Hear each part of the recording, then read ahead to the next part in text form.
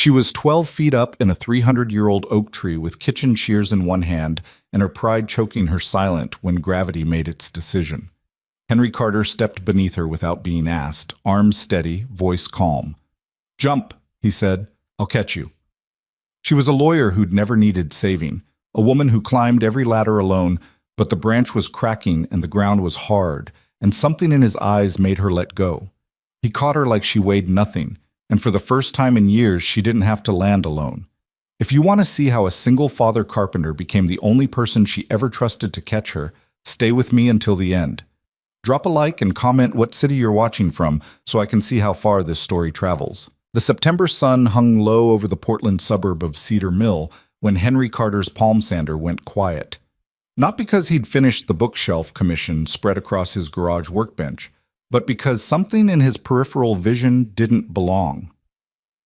He set the tool down carefully, pulled his safety glasses off, and squinted toward the property line where the massive white oak tree stood like a sentinel between his modest ranch house and the sleek modern construction next door. There was a woman in the tree, not a teenager, not a utility worker, his neighbor. The one who wore tailored blazers at 7 in the morning and drove a German sedan that cost more than his annual income. The one whose heels clicked against pavement with the precision of a metronome. The one who'd lived next door for 8 months and had spoken to him exactly 3 times, each conversation lasting under 30 seconds. She was balanced precariously on a branch about 12 feet up, one hand gripping the trunk, the other wielding what appeared to be kitchen shears. Her cream blouse had a streak of bark across the shoulder. Her dark hair, usually pulled into a ruthless bun, had come partially loose. Henry walked across his lawn slowly, stopping beneath the oak's canopy. "Afternoon." She didn't look down immediately. When she did, her expression carried the particular irritation of someone caught doing something they'd convinced themselves was reasonable. "Afternoon." "Need help?" "I'm fine." "You're 12 feet up a tree with kitchen scissors." "Kitchen shears," she corrected, as if the distinction mattered. "And I'm handling it." Henry crossed his arms, studying the situation. The branch she was trying to cut extended over her property, but the tree itself sat squarely on the boundary line. Ancient, thick-trunked, with leaves just beginning to turn gold. "Why are you cutting that branch?" "HOA complaint. Apparently it's encroaching on the aesthetic integrity of the neighborhood." Her tone could have stripped paint. "They gave me 2 weeks to handle it or face fines." "So you climbed up there yourself?" "The tree service wanted $300 and couldn't come for 10 days. She repositioned her grip and the branch creaked. "I can cut one branch. That branch is 8 inches thick. Those shears won't get through it, and even if they did, you'd drop it on your garage." "I appreciate your concern, but I've got it under control." The branch creaked again, louder this time. A small crack appeared where it met the trunk. Henry's voice stayed level. "Ma'am, that branch is about to make your decision for you." She finally looked down at him properly, and he saw it then. The flash of genuine fear beneath the armor of competence. She was stuck, too proud to ask for help, too smart not to know she was in trouble. "I'm going to position myself under you," Henry said calmly. "When that branch goes, jump toward me. I'll catch you." "That's not necessary." The crack widened with a sound like a rifle shot. "Jump," Henry said, bracing his stance. "Now." For a woman who'd spent her entire adult life making calculated decisions, this one came down to physics and trust. She dropped the shears, pushed off from the trunk, and fell. Henry caught her at ribcage height, absorbing the impact through his legs and core. She wasn't heavy, but momentum was momentum. He took 2 steps back to stabilize, arms locked around her waist, and then set her down on solid ground as the branch gave a final groan, but held. For 3 seconds, neither of them moved. She was close enough that he could smell her perfume, something expensive and sharp, mixed with tree sap and fear sweat. Her hands were still gripped on his shoulders.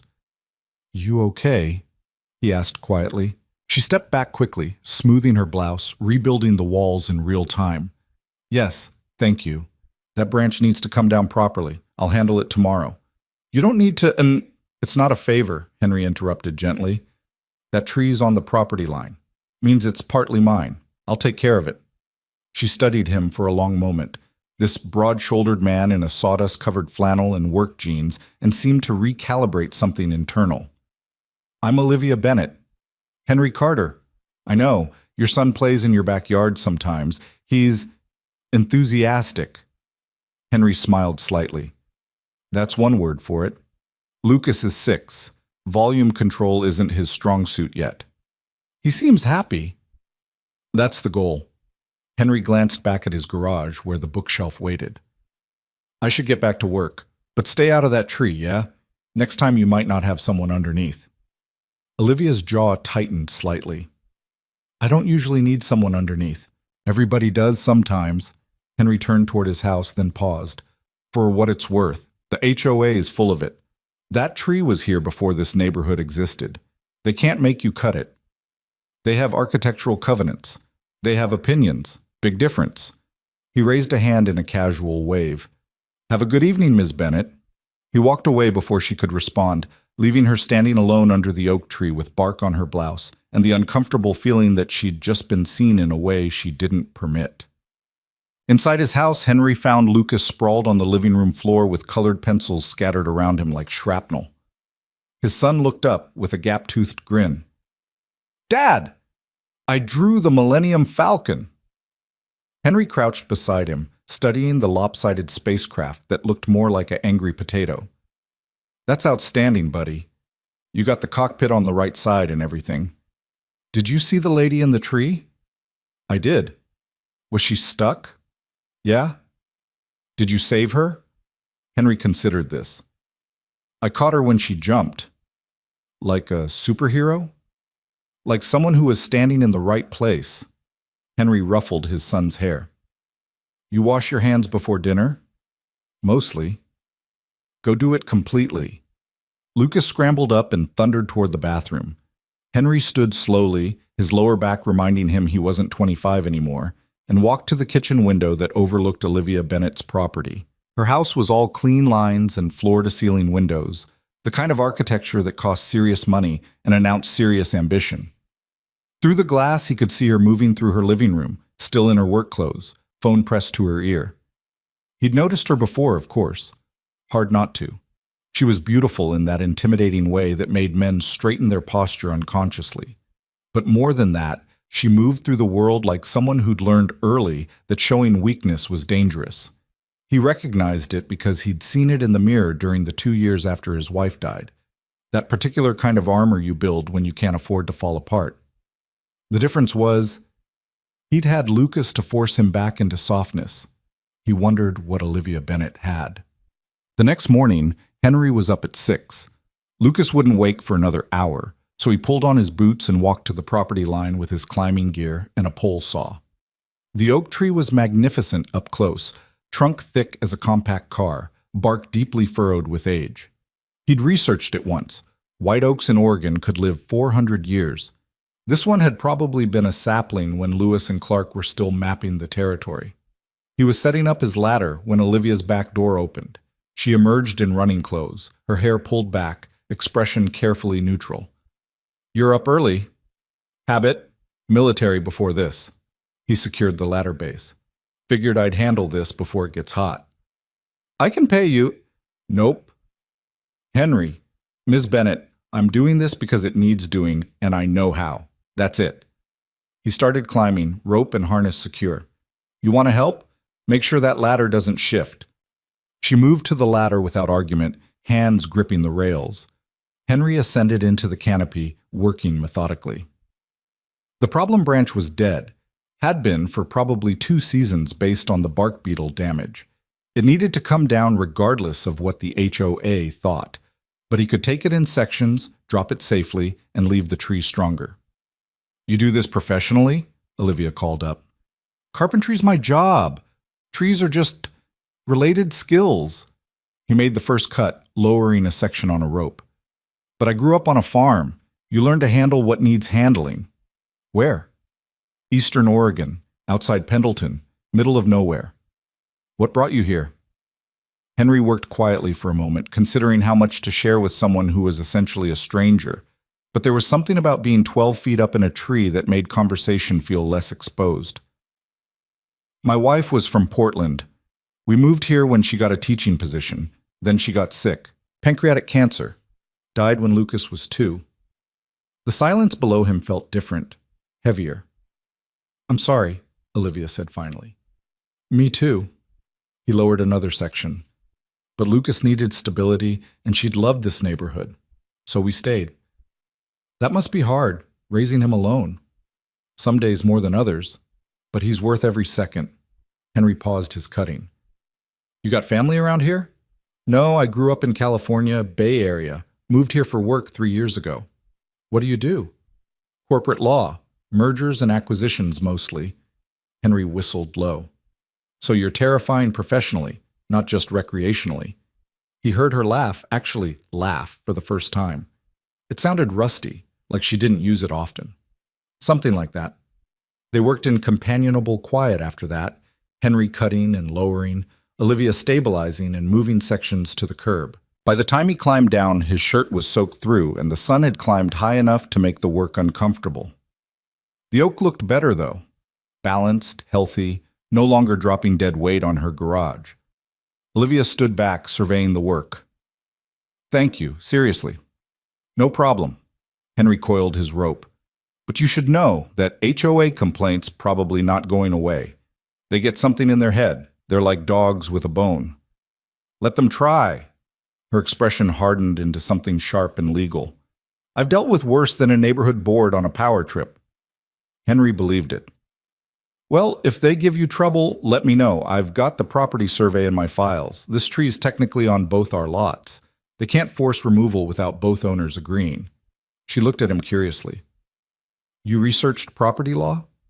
"I research whatever I need to know." He hefted his gear. "That's how you protect what matters."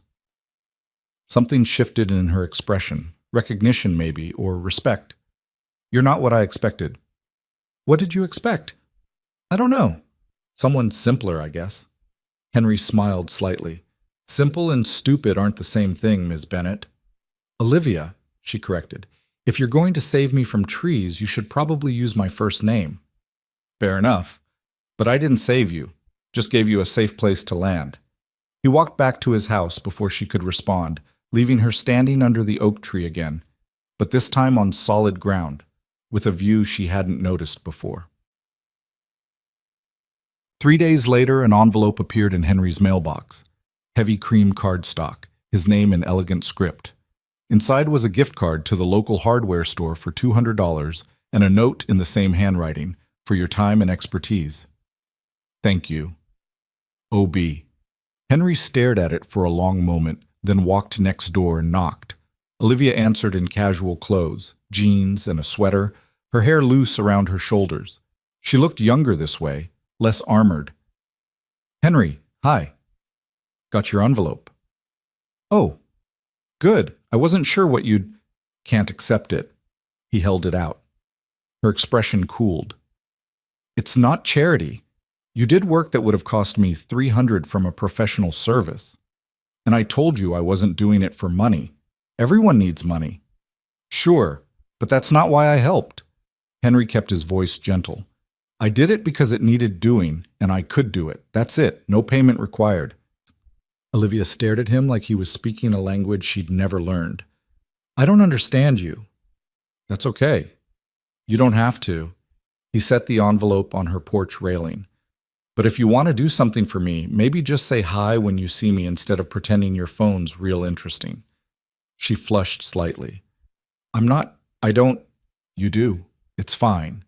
You're busy, but neighbors can be friendly without it meaning anything complicated." Henry smiled. "That's all I'm suggesting." He turned to leave, but her voice stopped him. "Henry?"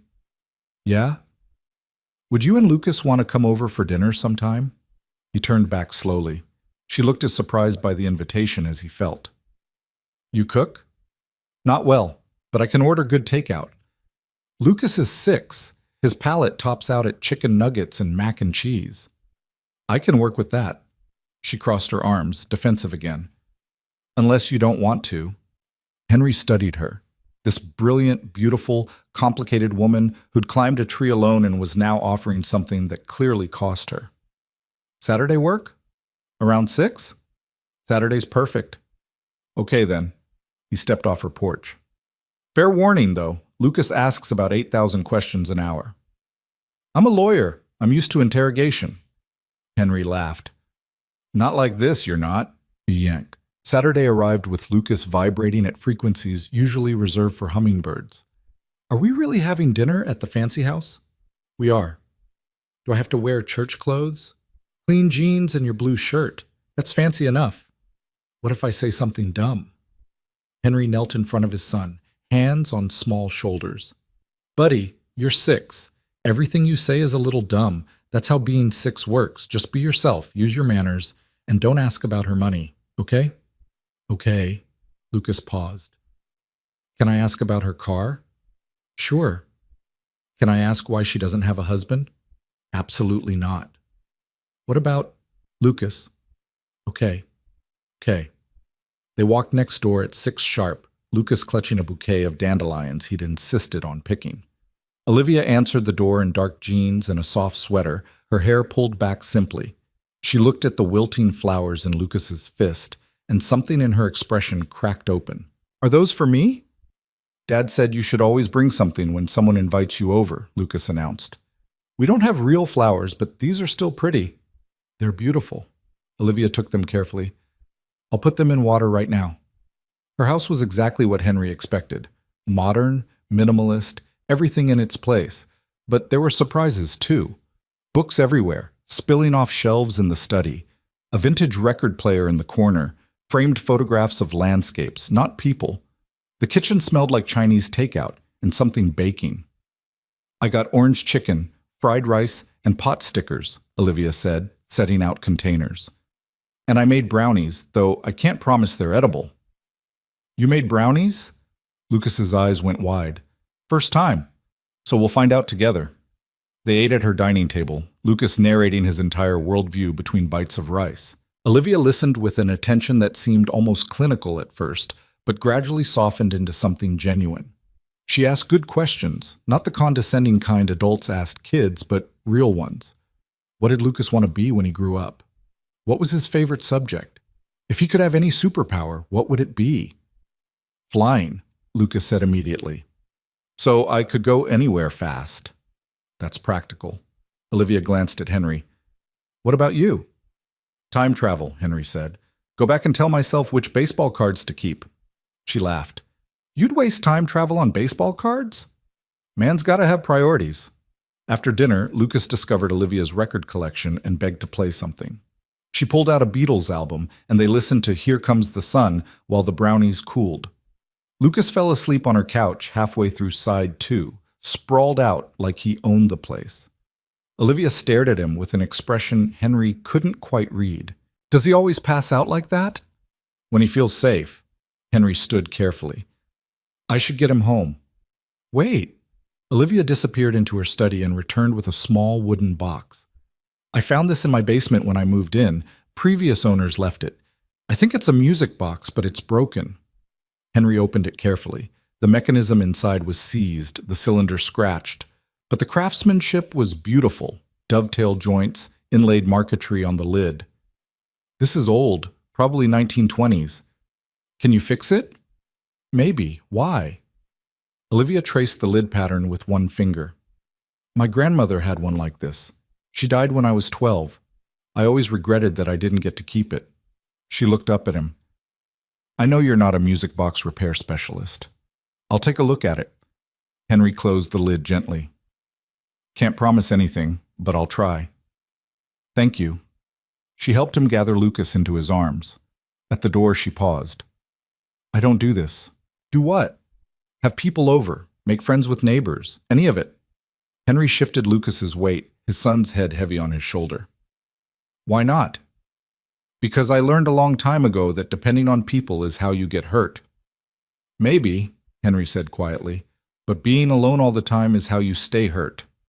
He walked home before she could respond, carrying his son through the cooling September night, aware of Olivia watching from her doorway until he disappeared inside. The music box sat on Henry's workbench for 2 days before he had time to really examine it. The mechanism was corroded, but not beyond saving. He ordered a replacement spring and new cylinder pins, then spent 3 evenings carefully cleaning and recalibrating the internal works. It was delicate, exacting labor, the kind that required patience and precision, the kind he was good at. When he finally got it working, the melody was Clair de Lune, soft and haunting and impossibly sad. Henry wound it carefully, listening to the notes drift through his garage, and thought about the woman next door who didn't let people in, and the grandmother she'd lost at 12. He thought about armor and trust, and the difference between being rescued and being caught. Then he wrapped the box in brown paper and walked it next door. Olivia answered in work clothes, clearly home late. She looked exhausted. "Henry, hi. Got something for you." He handed her the package. She unwrapped it slowly, then opened the lid. The music filled her entryway, delicate and perfect. For a moment, she just stood there, hand over her mouth, eyes bright with something that might have been tears. "You fixed it. Told you I'd try." It sounds exactly like hers. Her voice was barely a whisper. "How did you—" Most music boxes from that era used the same few songs. "Just got lucky." Henry stepped back. "Anyway, it's yours now. Enjoy it." "Henry, wait." But he was already walking away, giving her privacy for whatever she was feeling, because some moments weren't meant to be shared. Behind him, the music played on. October arrived with sharp mornings and earlier sunsets. Henry noticed things about Olivia's patterns now. She left for work at 7, returned around 8, sometimes later. She ran every morning, the same 3-mile loop. On Sundays, she sat on her back patio with coffee and case files, her expression intense and isolated. He also noticed when things broke. Her garage door started sticking in the second week of October. She'd get out of her car and have to manually pull it down, frustration evident in every movement. Henry watched her struggle with it for 3 days before walking over one evening with his toolbox. "Tracks need lubricant and the spring's loose," he said without preamble. "Take me 10 minutes. I was going to call someone. Now you don't have to." He was already inside the garage examining the mechanism. "Just prop the door for me." She did, watching him work in silence. When he finished, the door moved smoothly, quietly. He wiped his hands on a rag and nodded toward her car, a sleek sedan that probably cost more than his entire year's income. "Check your tire pressure too. Front driver's side is low." "How can you tell?"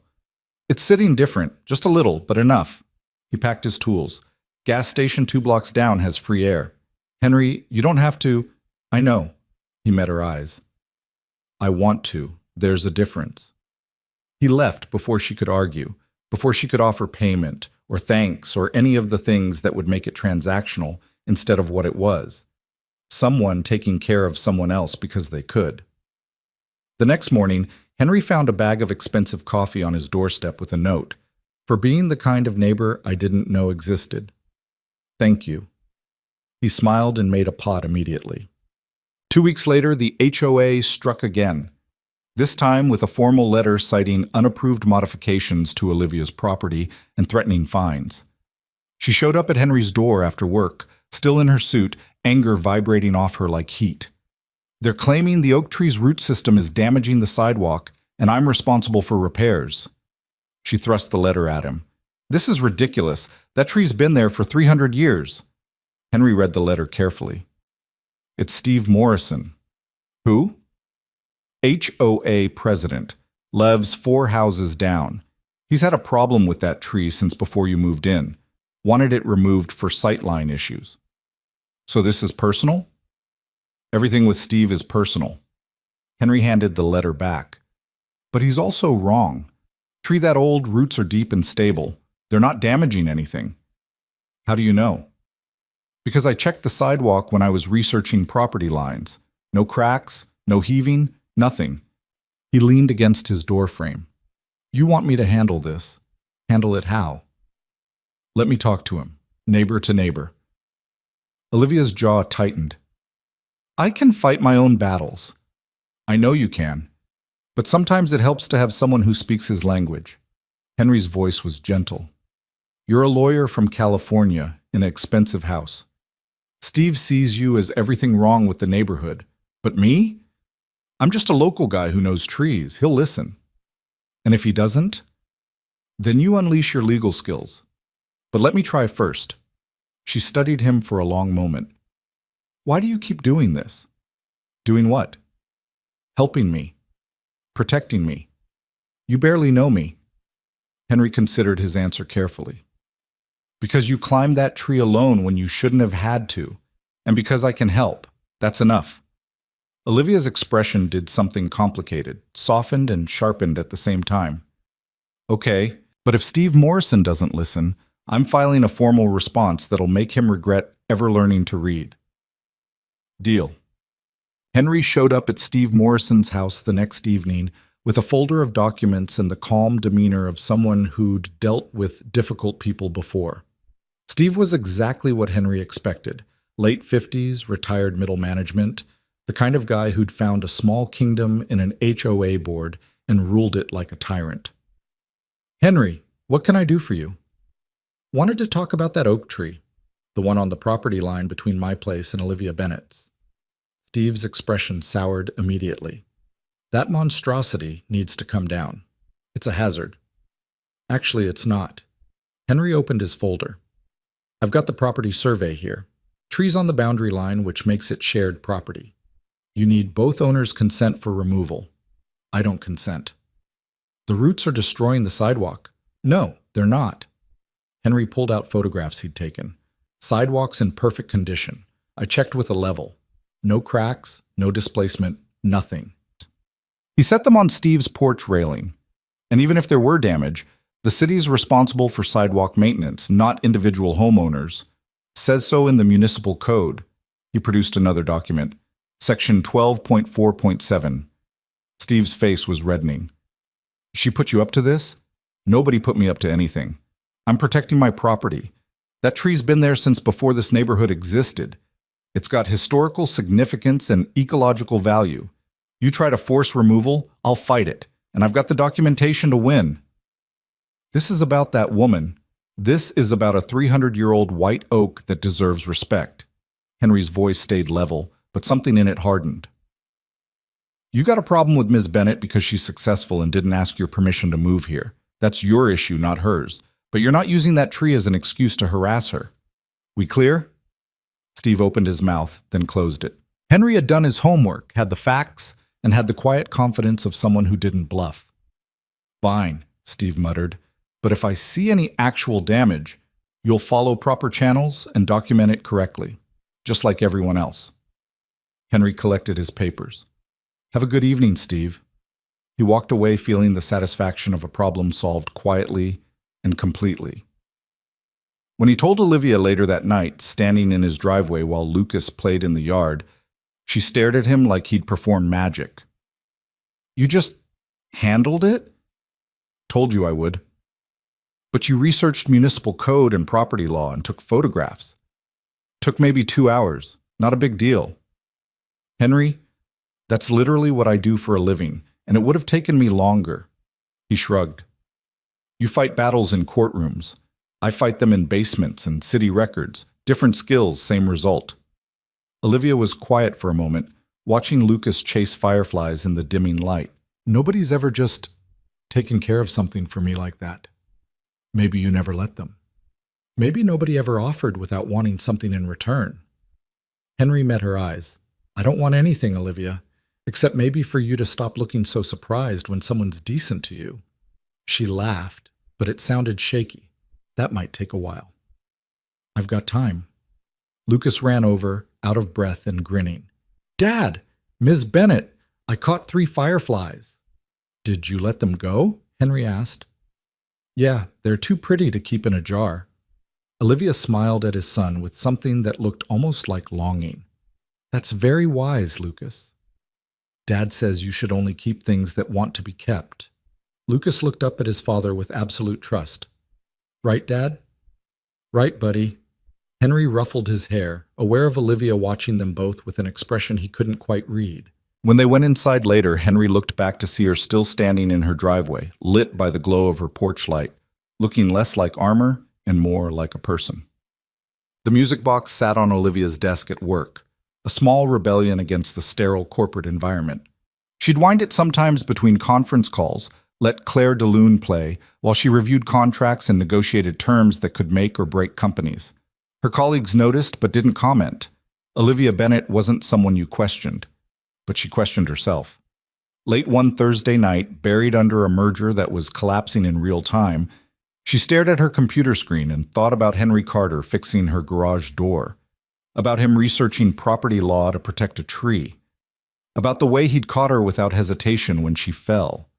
She thought about how he never asked for anything in return. It was so foreign to her experience that she almost didn't trust it. In Olivia's world, everything was transactional. You traded expertise for money, access for loyalty, vulnerability for leverage. Nobody just helped. Nobody just showed up.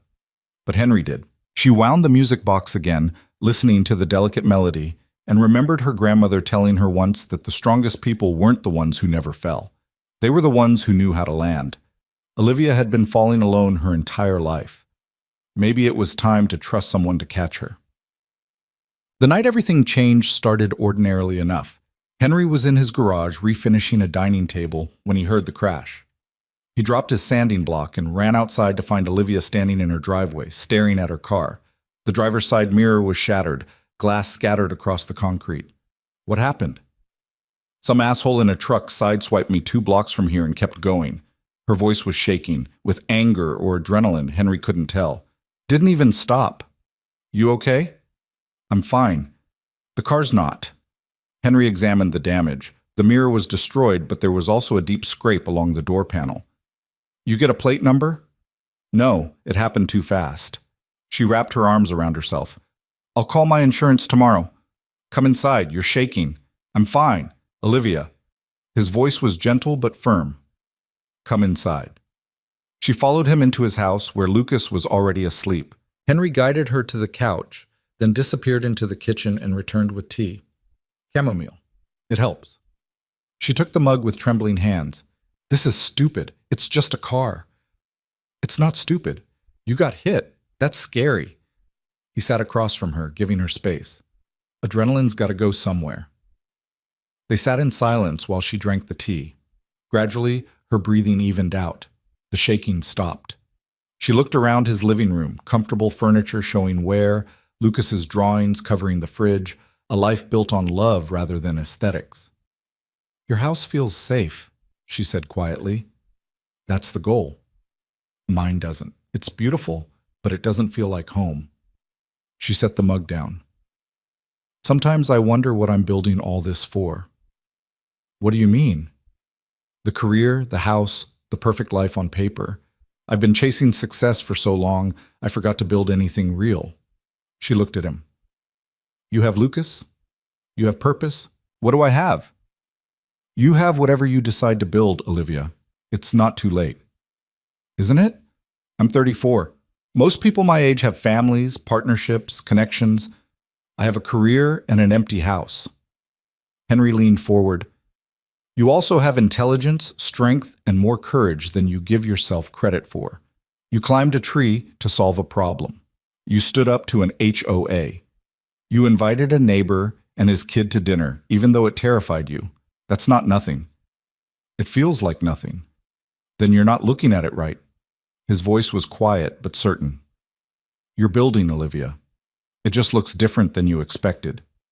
She met his eyes, and something passed between them.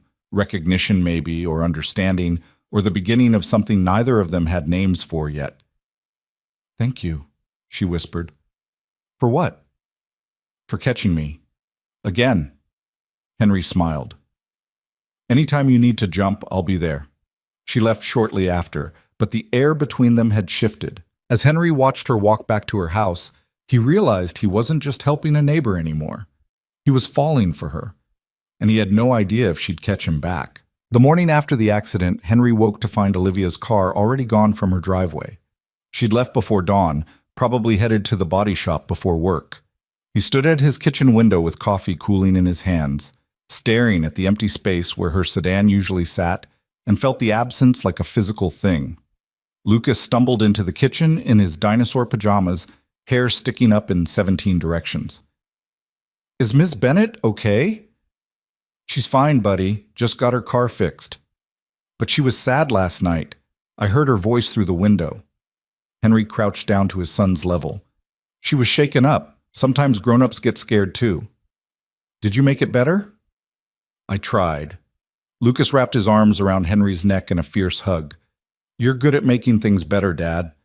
Henry held his son close, breathing in the smell of kid shampoo and morning warmth, and wondered when exactly he'd started wanting to make things better for Olivia Bennet specifically. When had neighborly concern shifted into something more complicated?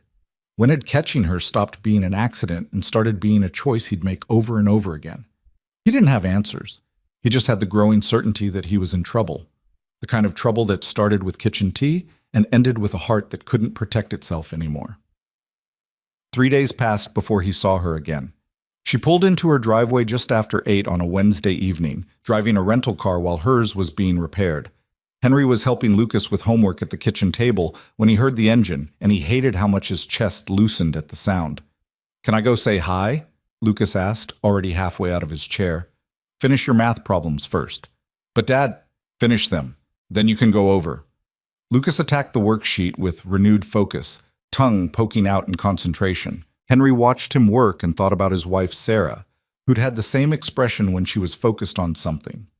Lucas had her eyes, her smile, her relentless optimism. Sometimes it hurt to look at him. Sometimes it was the only thing that kept Henry breathing. 20 minutes later, Lucas burst out the back door and ran across the lawn calling Olivia's name.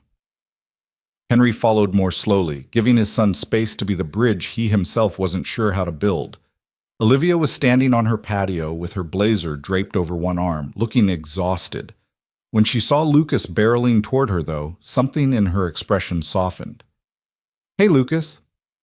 "Dad said you were in an accident. Are you okay? Did you get hurt? Is your car dead?" "Whoa, slow down." She smiled tiredly.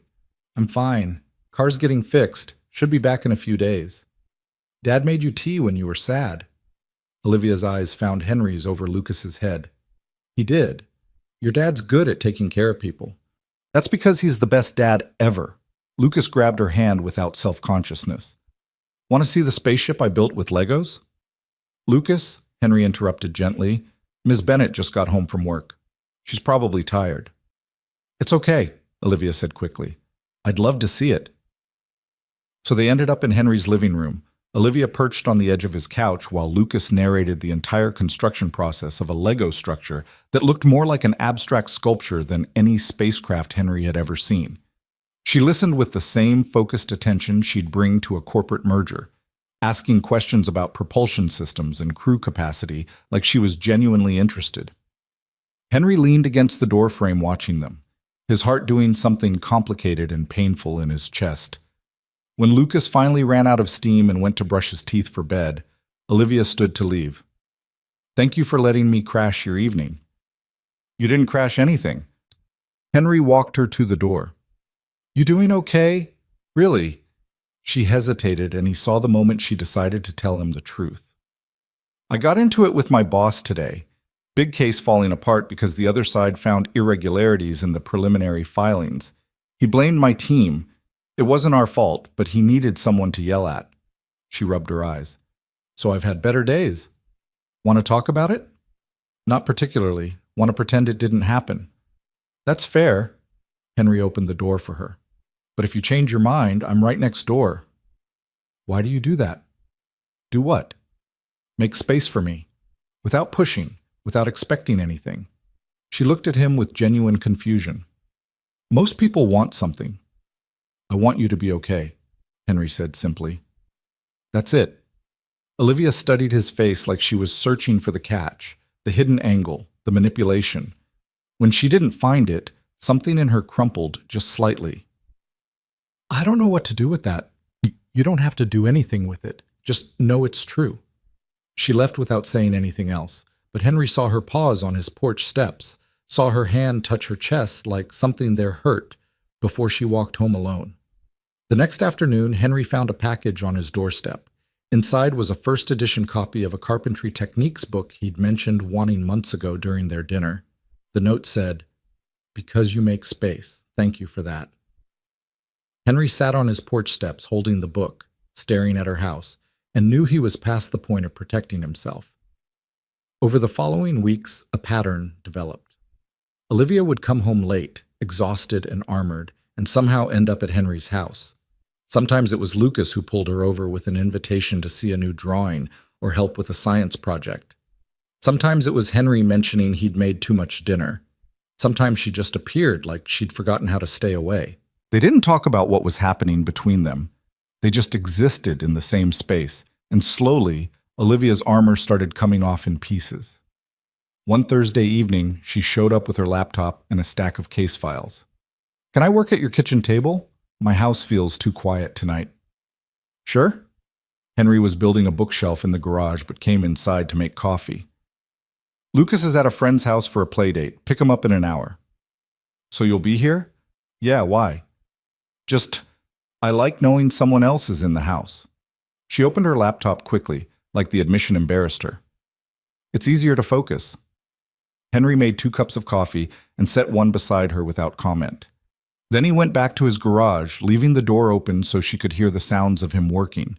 The saw, the sander, the quiet movements of someone making something whole. When he came back an hour later to get Lucas, she was still there, files spread across his table like she belonged. "You're welcome to stay," he said. "I'll make dinner when we get back." "I should go. Or you could stay. Either way is fine." She stayed. And when Lucas came home full of stories about the playdate, he climbed right into her lap on the couch like it was the most natural thing in the world. Olivia went rigid for just a moment, then slowly relaxed, her hand coming up to rest on Lucas's back while he chattered about Pokemon cards and playground politics. Henry made spaghetti and watched them from the kitchen, his heart doing that painful, complicated thing again. This was dangerous. This was falling without a net. This was catching feelings for a woman who'd built her entire life around not needing anyone. But he couldn't seem to stop. After dinner, after Lucas was asleep, Olivia helped Henry clean up. They worked in comfortable silence, her washing while he dried until she spoke quietly. "I got offered a promotion today." "That's great. Congratulations. It would mean more travel, longer hours, a partnership track. That what you want?" She handed him a plate, not meeting his eyes. "A year ago, I would have said yes immediately. It's everything I've been working toward." "And now?" "Now I don't know." She drained the sink, watching the water spiral away. "I look at what you have with Lucas, this life you built, this home, and I wonder if I'm chasing the wrong things." Henry set the dish towel aside and leaned against the counter. "What do you want, Olivia?" "I want to stop being alone." The words came out raw and unguarded. "I want to come home to more than an empty house. I want someone to know if I had a bad day. I want—" She stopped, shaking her head. "This is stupid." "It's not stupid. I'm 34 years old and successful by every measurable standard, but I'm standing in my neighbor's kitchen having an existential crisis about whether my life means anything." She laughed bitterly. "That's not stupid. That's human." Henry moved closer but didn't touch her. "You're allowed to want more than career success. You're allowed to want connection." "I don't know how to have that. I never learned." "So learn now." "What if I'm too broken? What if I've been alone so long I don't know how to be anything else?" Henry thought about the year after Sarah died, when he'd been so deep in grief he couldn't see daylight, when he'd barely functioned beyond keeping Lucas alive, when he'd been certain he'd never feel whole again. "You're not broken. You're just scared. There's a difference." Olivia finally looked at him, really looked at him, and her eyes were bright with unshed tears. "What if I mess this up?" "Mess what up?" "This, us, whatever this is becoming." Henry's heart kicked against his ribs. "Is it becoming something?" "I don't know. Is it?" They stood there in his kitchen with 2 feet of space between them, and the air felt electric. Henry could close that distance in one step, could pull her close, could kiss her, could take what he'd been wanting for weeks now. But Olivia was looking at him like she was standing on the edge of a cliff, and he remembered what it felt like to jump without being sure someone would catch you. So he stayed still and kept his voice gentle. "I think it could be something, if you wanted it to be." "I'm terrified," she whispered. "Me too." "You don't look terrified." "I'm good at hiding it." He smiled slightly. "But I am, because I've got Lucas to think about, and if this goes wrong, it doesn't just hurt me, it hurts him too." Olivia wrapped her arms around herself. Maybe we should just stay neighbors. Keep it simple. We could do that. But you don't want to. No, Henry said honestly. I don't. But I also won't push you into something you're not ready for. She was quiet for a long moment, staring at the floor. Then she grabbed her jacket and headed for the door. I need to think. Okay. She paused with her hand on the doorknob. Henry?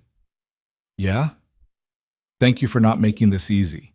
He didn't know what to say to that, so he just nodded. She left, and Henry stood alone in his kitchen, wondering if he'd just lost something before it even started. The weekend arrived cold and gray, October sliding into the kind of weather that made you want to stay inside with blankets and hot chocolate.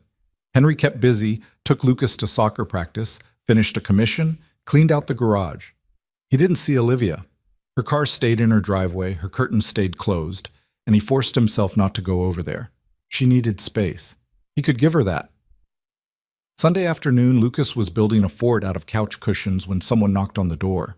Henry opened it to find Olivia standing there in jeans and an oversized sweater, her hair down, no makeup. She looked younger this way. Vulnerable. Hi, she said. Hi. Can we talk? Yeah, come in. She stepped inside but stayed near the door. Lucas popped his head out of the fort. Miss Bennett, want to see my castle? Maybe later, buddy, Henry said gently. Can you play in your room for a bit? Lucas looked between them with 6-year-old perceptiveness, then nodded and disappeared down the hall. When his door clicked shut, Olivia spoke quickly, like she'd rehearsed this. I've been thinking about what you said, about this becoming something, and I want it to. I do. But I need you to understand what you'd be getting into. Okay? I'm not easy. I work too much. I don't know how to turn off my brain. I've never lived with anyone. I've never had a relationship last longer than 8 months because I always find a reason to leave before it gets real. I don't know how to be soft or vulnerable or any of the things relationships require. She was talking faster now, words tumbling out. I will probably mess this up. I will pull away when I get scared. I will prioritize work when I should prioritize you. I will... Olivia. Henry stepped closer. Breathe. She sucked in air like she'd forgotten how. I'm trying to warn you. I hear you. He reached out slowly, giving her time to pull back, and took her hand. Now hear me. I'm not easy either. I've got a kid who's my whole world, and that's not going to change. I've got grief that still shows up sometimes. I've got a dead wife whose memory I won't erase or minimize. I work with my hands for a living, and I'll never make the kind of money you do. I can't take you to fancy restaurants or buy you expensive things. My life is simple and small, and if you need big and complicated, I can't give you that. I don't want big and complicated, she said quietly. I want this. I want you fixing things without being asked. I want Lucas falling asleep on my couch. I want to feel less alone. Then we'll figure it out together. Henry squeezed her hand gently. We'll mess up. We'll have hard conversations. We'll probably hurt each other sometimes. But we'll do it honestly, and we'll do it together. Deal? Olivia looked at their joined hands, then up at his face, searching for something. Whatever she found there must have been enough, because she nodded. Deal. Good. Henry pulled her closer, slowly, giving her every chance to retreat. When she didn't, when she came willingly into his arms, he wrapped her up and held on tight. She fit against him perfectly, her head tucked under his chin, her hands fisted in his shirt. They stood there in his living room holding each other like they were both trying to remember how this worked. I'm still terrified, she whispered against his chest. Me too. But we'll be terrified together. She laughed shakily. Is that supposed to be romantic? Little bit.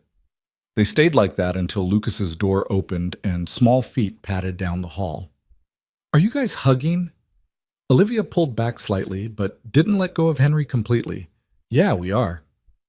Does that mean Ms. Bennett is your girlfriend now, Dad? Henry looked at Olivia, raising an eyebrow in question. She bit her lip, then nodded. Yeah, buddy, I guess it does. Lucas let out a whoop and launched himself at them both, wrapping his arms around their legs. This is the best day ever. Can she come to my soccer game next week? Can she help with my Halloween costume? Can she... One thing at a time, Henry laughed, ruffling his son's hair. Let's start with dinner and see how it goes. They ordered pizza and watched a movie, Lucas wedged between them on the couch. It was ordinary and domestic and absolutely nothing like Olivia's usual life. But when Henry looked over and saw her smiling at something Lucas said, he thought maybe ordinary was exactly what she'd been missing. Later, after Lucas was in bed, they sat on Henry's back porch with blankets and beer, watching the stars come out. Olivia's head rested on his shoulder, her hand in his, and the silence felt comfortable instead of loaded. I took the promotion, she said eventually. Henry's chest tightened. Yeah? But I negotiated the terms. Less travel, set hours. I told them I had personal commitments I wasn't willing to sacrifice. She turned to look at him. My boss thought I was insane. Partnership track lawyers don't have personal commitments. What'd you tell him? That maybe I didn't want to be that kind of lawyer anymore. She smiled slightly. He'll either respect it or he won't. But I meant what I said about not wanting to be alone. And that means making space for this. For you, for Lucas. For something more than just work. Henry kissed her forehead gently. I'm proud of you. For what? For choosing what you want instead of what you think you should want. Olivia was quiet for a moment. I've never had someone be proud of me for anything other than winning. Get used to it. I'm proud of you for a lot of things. Like what? Like showing up here even though it scared you. Like letting Lucas into your space. Like fixing that music box even though it hurt to remember your grandmother. Like being honest about being terrified. He tipped her chin up to meet her eyes. You're brave, Olivia. Braver than you know. She kissed him then, soft and tentative, like she was still learning the shape of this thing between them. Henry kissed her back carefully, keeping it gentle, keeping it safe. When they pulled apart, she was smiling. This is going to be weird, isn't it? Dating my neighbor? Probably, but convenient. Can't really ghost someone who lives 30 feet away. She laughed. Fair point. They sat together under the stars until the cold drove them inside. And when Olivia finally went home, Henry stood at his window and watched her lights come on one by one. She waved from her kitchen window, and he waved back, and it felt like the beginning of something neither of them had planned, but both of them needed. The following week settled into a new rhythm. Olivia came over for dinner 3 nights. Henry fixed her porch light and the leaking faucet in her guest bathroom. Lucas recruited her help with a school project about community helpers and insisted she count as one. They moved carefully around each other, learning the boundaries and the soft spots, figuring out how to build something together. It wasn't perfect. Olivia still worked too late sometimes. Henry still had moments where grief ambushed him, and he had to step away. They had their first fight about her canceling dinner because of a work emergency. Henry frustrated and Olivia defensive, both of them realizing they had no idea how to do conflict without walking away. But they stayed. They talked it through. They learned. One evening, Henry was teaching Olivia how to use his miter saw. She'd expressed interest in building her own bookshelf. When his phone rang, he glanced at the screen and his expression changed. I need to take this. Of course. He stepped into the yard and Olivia tried not to listen, but his voice carried through the open garage door. Yeah, I understand. No, that's fine. Just let me know what you need. A long pause. I know. It's okay. We'll figure it out. When he came back inside, he looked tired. Everything okay? Olivia asked. That was Sarah's mom. She wants to come visit Lucas next month. He ran a hand through his hair. She does this sometimes. Gets worried she's missing too much of his life. Shows up for a few days, then disappears for another 6 months. That must be hard. It's harder on Lucas. He gets attached, then she's gone again. Henry sat on his workbench, shoulders slumped. But she's his grandmother. I can't say no. Olivia moved between his knees, hands on his shoulders. You're doing the right thing, even when it's hard. Doesn't feel like it. That's how you know it is. She kissed him softly. And you're not alone anymore. If you need help when she visits, I'm here.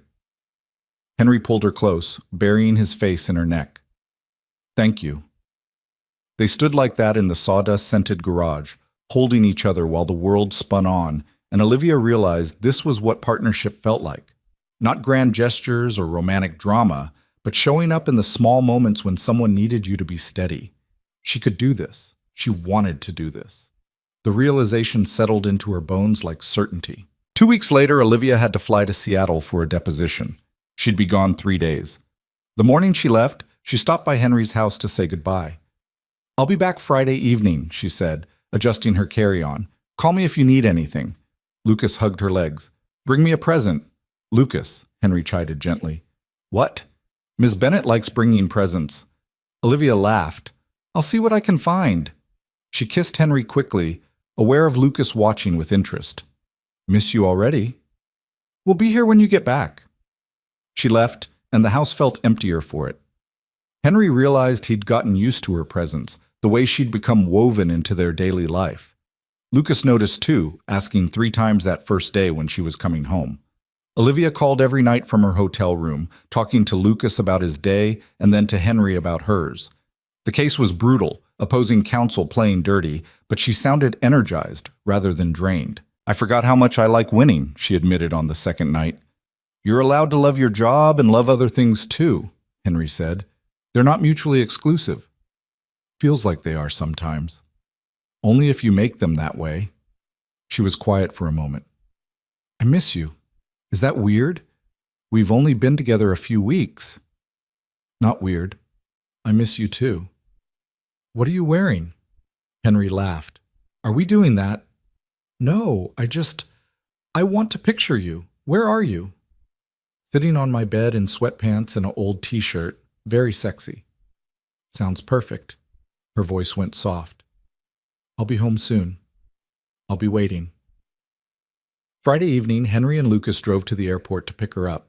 Lucas bounced in his car seat the entire way, chattering about the present she'd promised. When Olivia came through arrivals with her roller bag and tired eyes, Lucas ran straight to her. She dropped everything to catch him, holding him tight while he told her about every single thing that had happened in 3 days. Henry hung back, just watching. When her eyes found his over Lucas's head, the smile she gave him was pure and unguarded and absolutely devastating.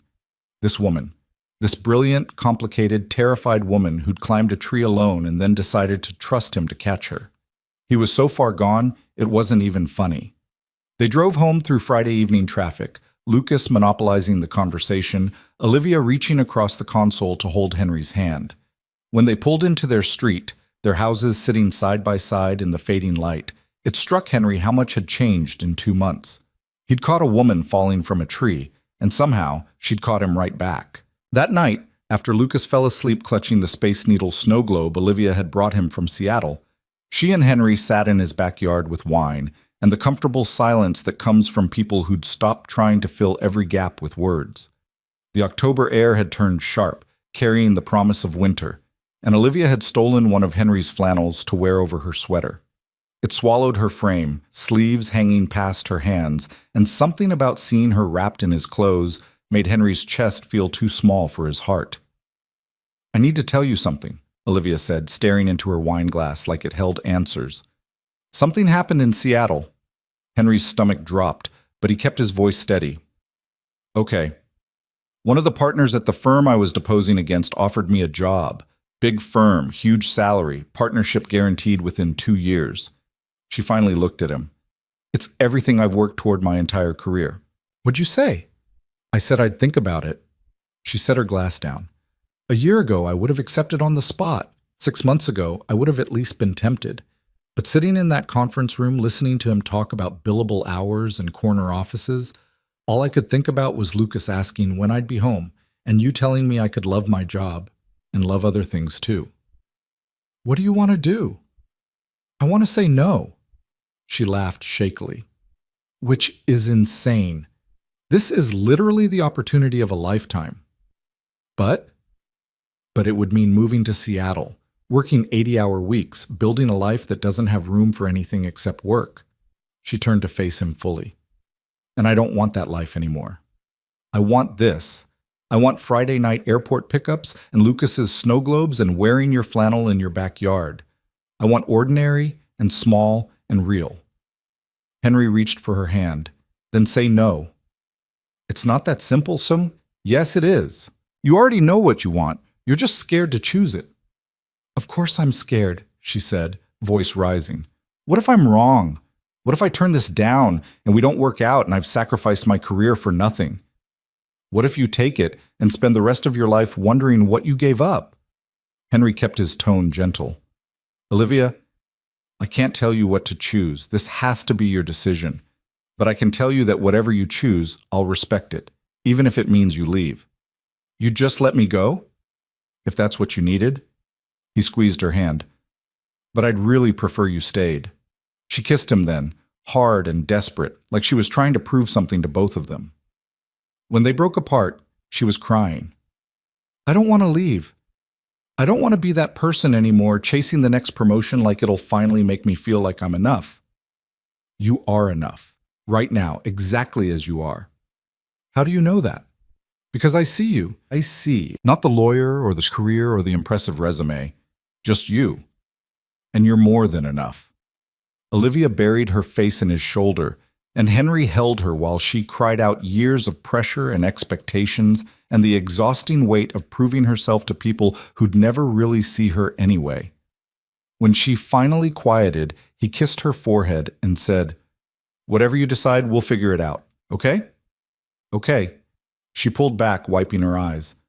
I'm sorry for falling apart on you. Don't apologize. That's what I'm here for. To watch me cry? To catch you when you fall. Same thing, different context. She laughed wetly. You're ridiculous. You like it.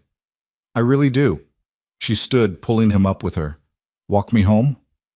They crossed the 30 feet between their houses hand in hand, and at her door Olivia kissed him goodnight with a tenderness that felt like a promise. Thank you for not making this easy. Nothing worth having ever is.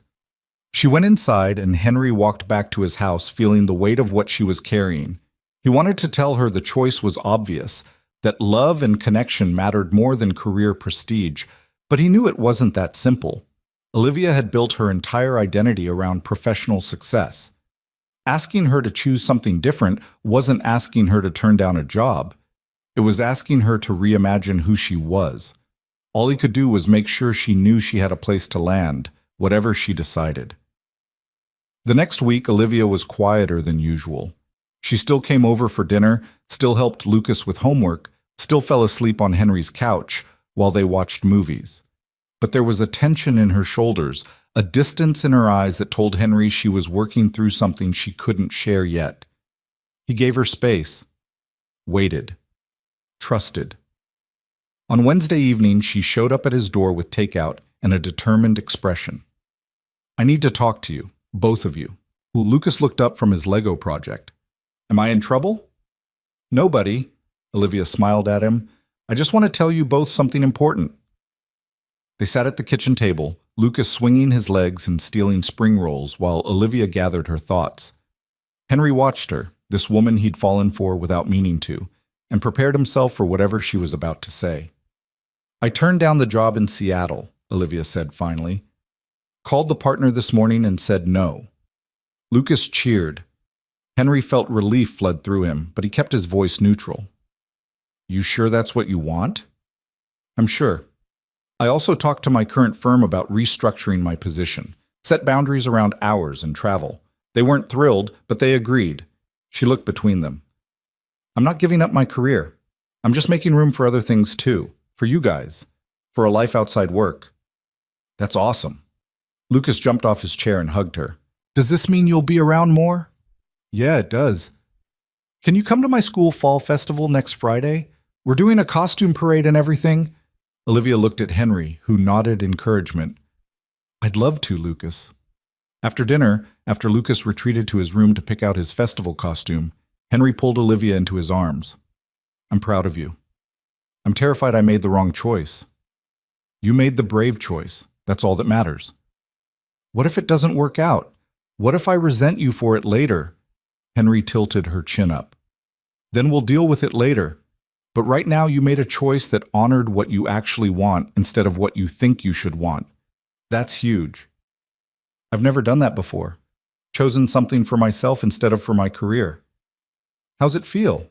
She considered this. Scary, but also kind of free. Good. He kissed her softly. That's exactly how it should feel.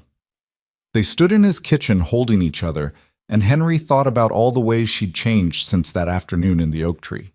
She was softer now, more open. She laughed easier. She let Lucas climb all over her without flinching. She wore Henry's clothes and fell asleep on his couch and showed up for dinner without needing an invitation. She was learning to trust, learning to stay. And Henry was learning that catching someone didn't mean holding them down. It meant giving them a safe place to land so they could choose to jump again. The school fall festival arrived with perfect October weather, crisp air, blue skies, leaves brilliant with color. Lucas had chosen to dress as an astronaut, complete with a cardboard helmet Henry had helped him construct.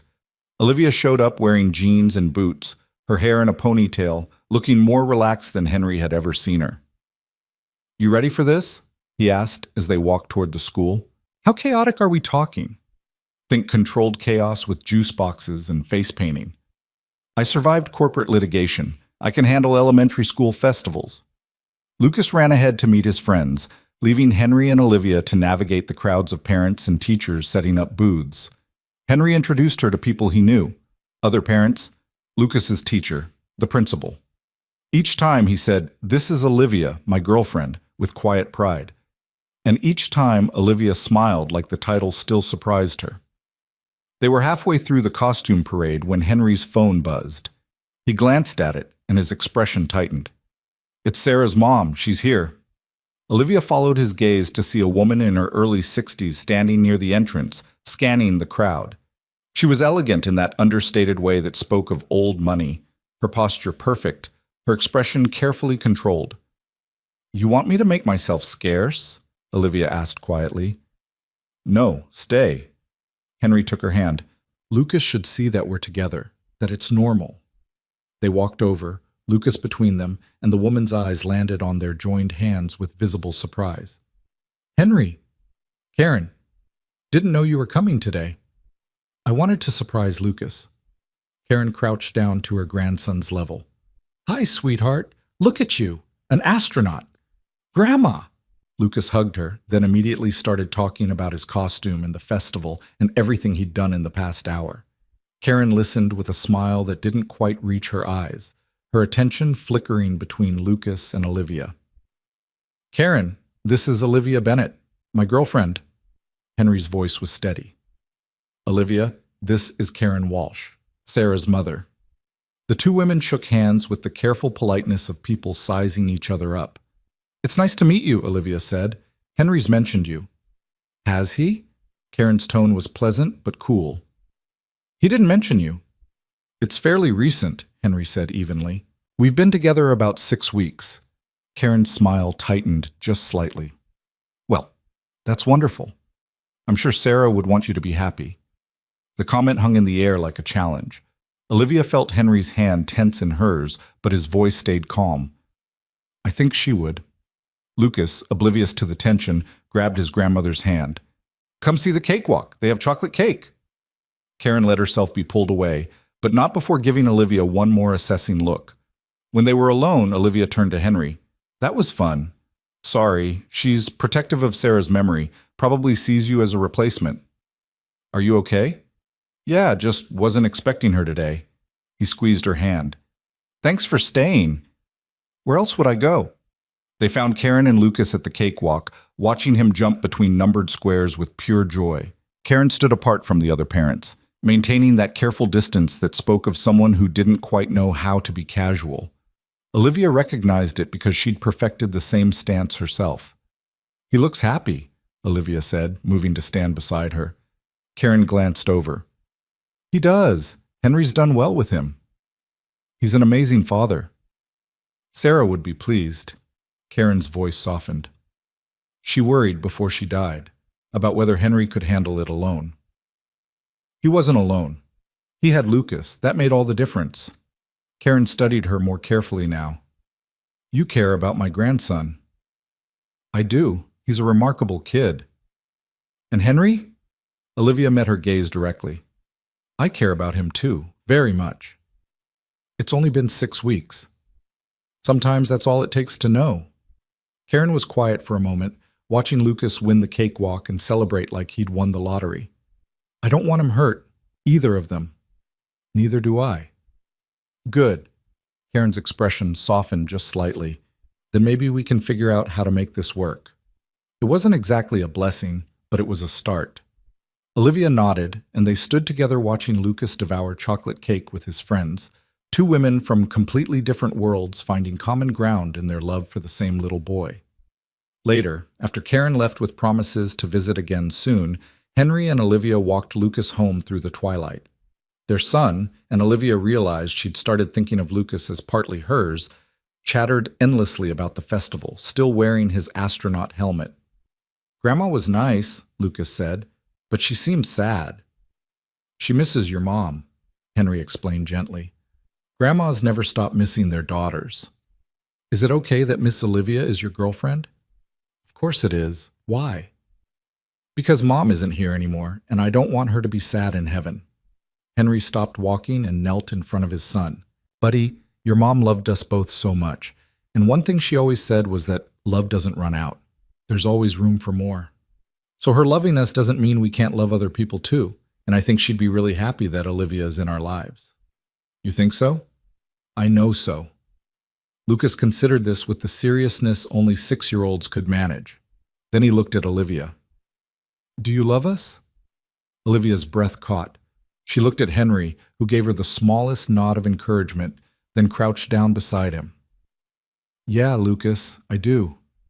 "Good." He hugged her suddenly, fierce and trusting. "I love you too." Over his head, Olivia met Henry's eyes, and what she saw there made her chest ache with something too big for words. This was real. This family they were building, this life they were creating. It was messy and complicated and absolutely terrifying, and she'd never wanted anything more. They got Lucas home and into bed, where he fell asleep still wearing his helmet. Henry tried to remove it twice before giving up.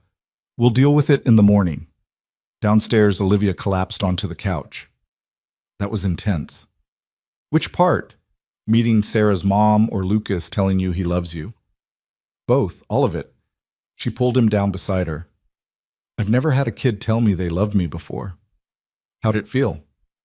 "Terrifying, amazing. Like I just made a promise I'm not sure I know how to keep." "You don't have to know how, you just have to show up. That's all love is, really. Showing up, over and over, even when it's hard." Olivia rested her head on his shoulder. "Your wife was lucky to have you." "I was lucky to have her. She taught me that love isn't about being perfect. It's about being present." He kissed Olivia's hair. "And I'm lucky to have you now."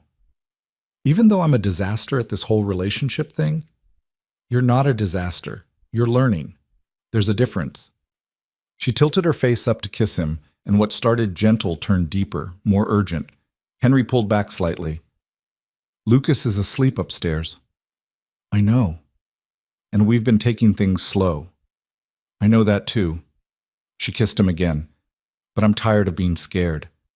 I want this. I want you." Henry searched her face, making sure this was really what she wanted, then stood and pulled her up with him. "Come on." He led her to his bedroom, closing the door quietly behind them. The room was simple. A bed, a dresser, photos of Lucas on the nightstand. Nothing fancy, nothing impressive, just real life in all its ordinary detail. Olivia had spent years in expensive hotels and pristine apartments, but this felt more like home than any of them. They undressed each other slowly, learning the landscape of each other's bodies with hands and mouths and whispered words. Henry was gentle and thorough, paying attention to what made her gasp, what made her arch into him. Olivia had been with men before, but this felt different. This felt like being seen completely and chosen anyway. Afterward, they lay tangled together in the darkness, Olivia's head on his chest, his fingers tracing patterns on her shoulder. "I never thought I'd have this again," Henry said quietly. "Have what?" "Someone to come home to, someone to build a life with." He kissed her forehead. "After Sarah died, I convinced myself that was it. I had my one great love, and I should be grateful for that." "What changed?" "You climbed a tree." He smiled in the darkness. "And I realized that sometimes love shows up when you're not looking for it. Sometimes it just appears in your backyard and asks you to catch it." I didn't ask you to catch me. No, but you trusted me to anyway. That's even better. Olivia propped herself up on one elbow to look at him. I'm falling in love with you, just so you know. Just so I know, huh? Yeah. Thought you should have the information. Henry cupped her face in his hands. I'm already there. Have been for weeks. Really? Really? He pulled her down for a kiss. You scared the hell out of me falling out of that tree, and then you scared me more by staying. Good scared or bad scared? The best kind of scared. The kind that means something matters. They made love again, slower this time, and when Olivia finally fell asleep in his arms, Henry lay awake thinking about second chances and the courage it took to reach for them. He'd loved Sarah with everything he had, and losing her had nearly destroyed him. But she'd taught him that love was worth the risk, worth the pain, worth everything. And now Olivia was teaching him that his heart had more room than he'd thought, that you could honor the past and still build a future, that catching someone when they fell didn't mean you'd fall yourself. Sometimes it meant you both learned to fly. The following weeks settled into a rhythm that felt increasingly like forever. Olivia rearranged her schedule to be home for dinner most nights. Henry started keeping a toothbrush and clean clothes at her place for mornings after she stayed over. Lucas started saying "we" when he talked about family activities, including Olivia without question. They carved pumpkins together on Olivia's patio, Lucas getting more seeds in his hair than in the bowl, while Olivia laughed and helped him scoop. They raked leaves into massive piles for jumping, then spent an hour re-raking them while Lucas protested. They watched Halloween movies curled up on the couch, Lucas between them, completely at peace. It was ordinary and domestic and absolutely nothing like Olivia's old life, and she loved every minute of it. But there were hard moments, too. Nights when work overwhelmed her and she snapped at Henry over something small. Mornings when Henry woke from dreams of Sarah and needed space that Olivia didn't know how to give. Times when Lucas asked innocent questions about his mom that left them all a little raw. They worked through it, fought sometimes, made up every time, learned each other's triggers and soft spots and the best ways to apologize. This is what I was scared of, Olivia admitted one night after a fight about her working through a dinner she'd promised to attend. That I'd mess this up by being exactly who I am. You're not messing anything up. We're just figuring out how to fit our lives together. Henry pulled her close despite her resistance. And that takes time, takes mistakes, takes learning how to fight fair and love harder. I don't know how to do this. Neither do I, but we're doing it anyway. That's what matters. November arrived with early darkness and cold rain. The oak tree stood bare against gray skies, its leaves scattered across both their yards. One Saturday morning, Henry was cleaning gutters when he noticed Olivia on her patio with her laptop, wrapped in blankets against the chill. You're working outside because why? He called over. I like the fresh air. Helps me think. It's 40 degrees. I have blankets. Henry shook his head, smiling, and went back to clearing leaves and debris. An hour later, he knocked on her back door with 2 mugs of hot chocolate. Break time. She accepted gratefully, wrapping her hands around the mug. You're going to spoil me. That's the plan. He sat beside her, surveying her work setup. Big case? Merger negotiation. The acquiring company keeps changing terms at the last minute. It's exhausting. Can you walk away? Theoretically. But my client really wants this deal. What do you want? Olivia considered the question. 6 months ago, I would have said I wanted to win at any cost. Now, I want to get home for dinner. I want to help Lucas with his homework. I want to fall asleep next to you instead of alone in my office at midnight. So tell them that. Tell my client I'd rather have dinner than close their deal. Tell them you'll get them the best deal possible within reasonable working hours. Set the boundary. If they can't respect it, they're not the right client. Olivia stared at him. That's actually brilliant. I have my moments. She set her mug down and pulled him into a kiss that tasted like chocolate and gratitude. Thank you. For what? For reminding me I get to choose how I spend my life, nobody else. Anytime. He stood, pulling her up with him. Now come inside before you freeze to death, proving a point. They spent the rest of the day inside Olivia's house, her working at the dining table while Henry refinished the antique dresser she'd bought at an estate sale. They moved around each other easily, comfortable in the shared space, and when Lucas came home from his friend's house later, he found them both there and accepted it as completely normal. This was their life now, blended and imperfect and absolutely real. That evening, while Henry cooked dinner and Lucas set the table in his haphazard 6-year-old way, Olivia watched them from the doorway and felt something settle deep in her chest. This was what she'd been missing all those years, climbing corporate ladders and winning cases and building a life that looked impressive from the outside but felt hollow from within. This warmth and noise and chaotic love. This sense of belonging to something bigger than herself. This knowledge that she could fall and someone would catch her, that she could mess up and be forgiven, that she could be exactly who she was and still be enough. "You okay?" Henry asked, noticing her watching. "Yeah," Olivia said, meaning it completely. "I'm perfect." But even as she said it, she felt the shadow of old fears creeping back in. The voice that whispered she didn't deserve this, that she'd ruin it eventually, that people like her didn't get happy endings. She pushed it down and focused on the present, on Henry's smile and Lucas's laughter and the smell of garlic bread filling the kitchen. She'd deal with the fear later. Right now, she had everything she'd ever wanted. She just had to figure out how to keep it. The fear she'd pushed down came roaring back the following Tuesday during a business dinner in downtown Portland. Olivia had negotiated the merger to acceptable terms, and her client had insisted on celebrating with the senior partners at a steakhouse that cost more per plate than Henry made in a week. She'd tried to decline, citing personal commitments, but her managing partner had made it clear that attendance was expected. So she'd texted Henry an apology, changed into the designer dress she kept in her office, and showed up to play the part she'd perfected over a decade of corporate law. The evening was exactly what she'd anticipated. Expensive wine, strategic conversation, veiled assessments of her commitment to the firm.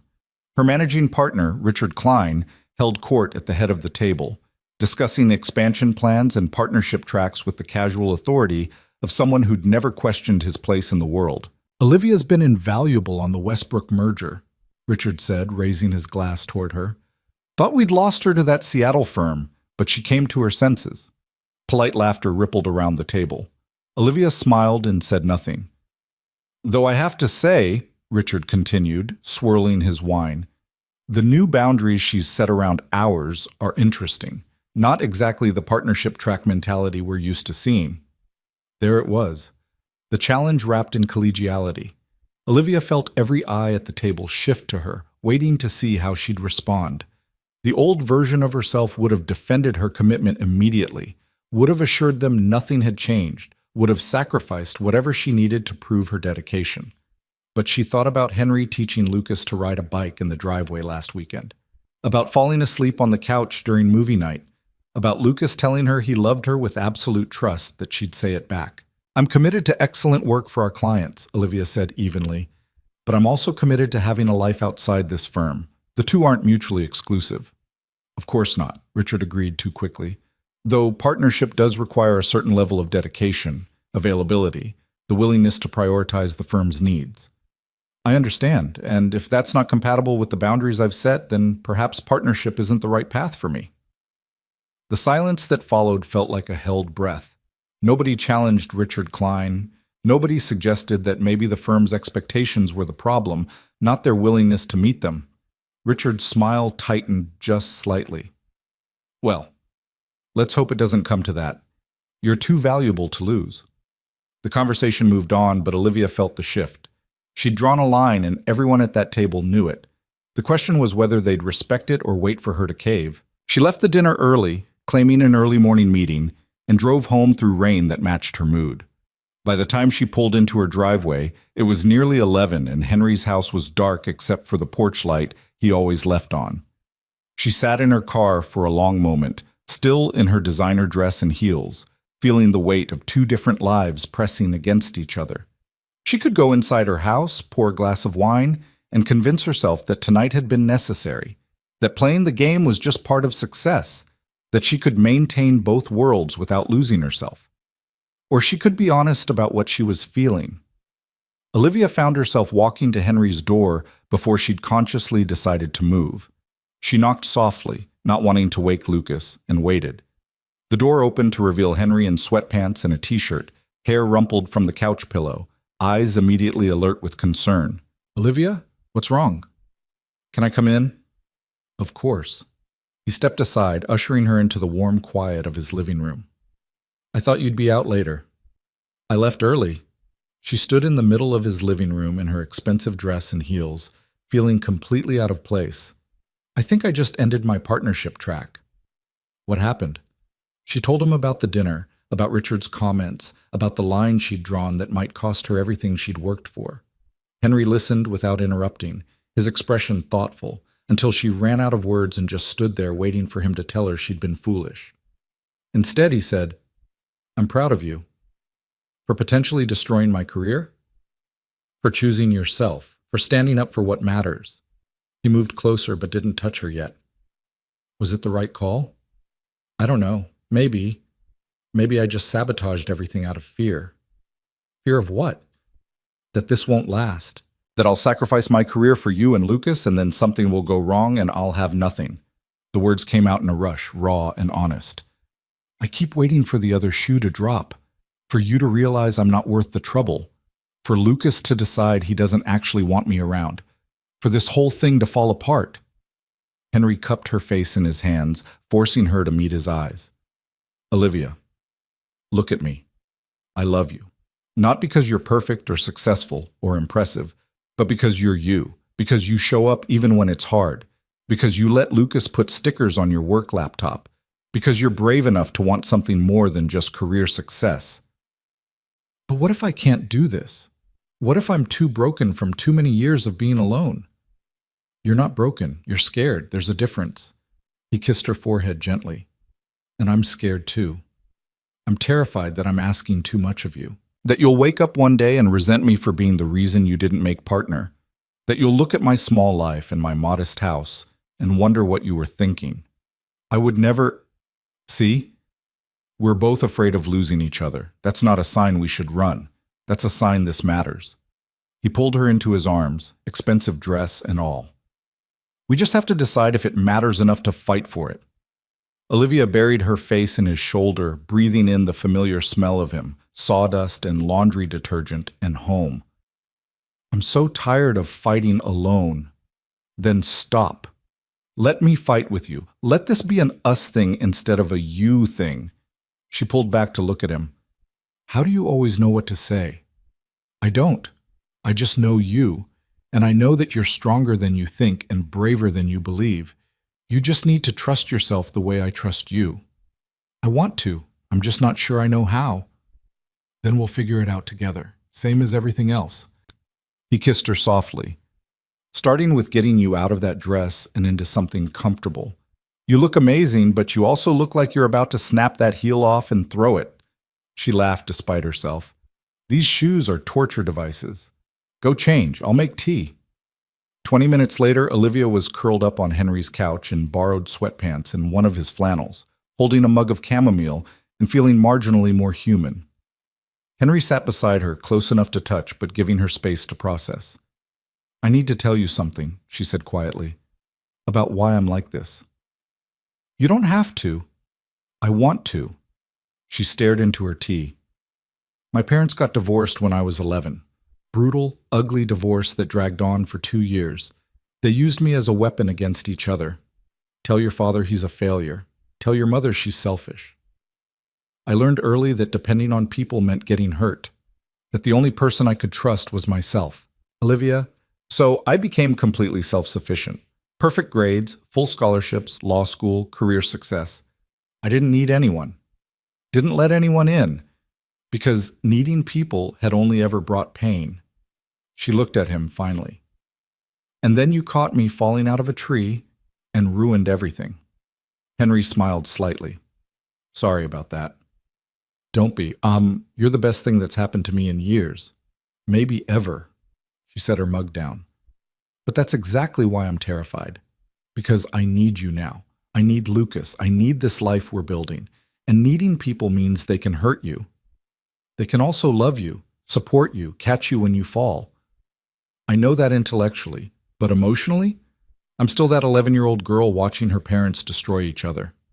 Henry was quiet for a moment, then said, My dad died when I was 14. Heart attack, completely unexpected. One day he was teaching me to change the oil in the truck.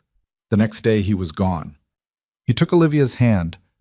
I learned that the people you love can disappear without warning, that life doesn't guarantee you anything.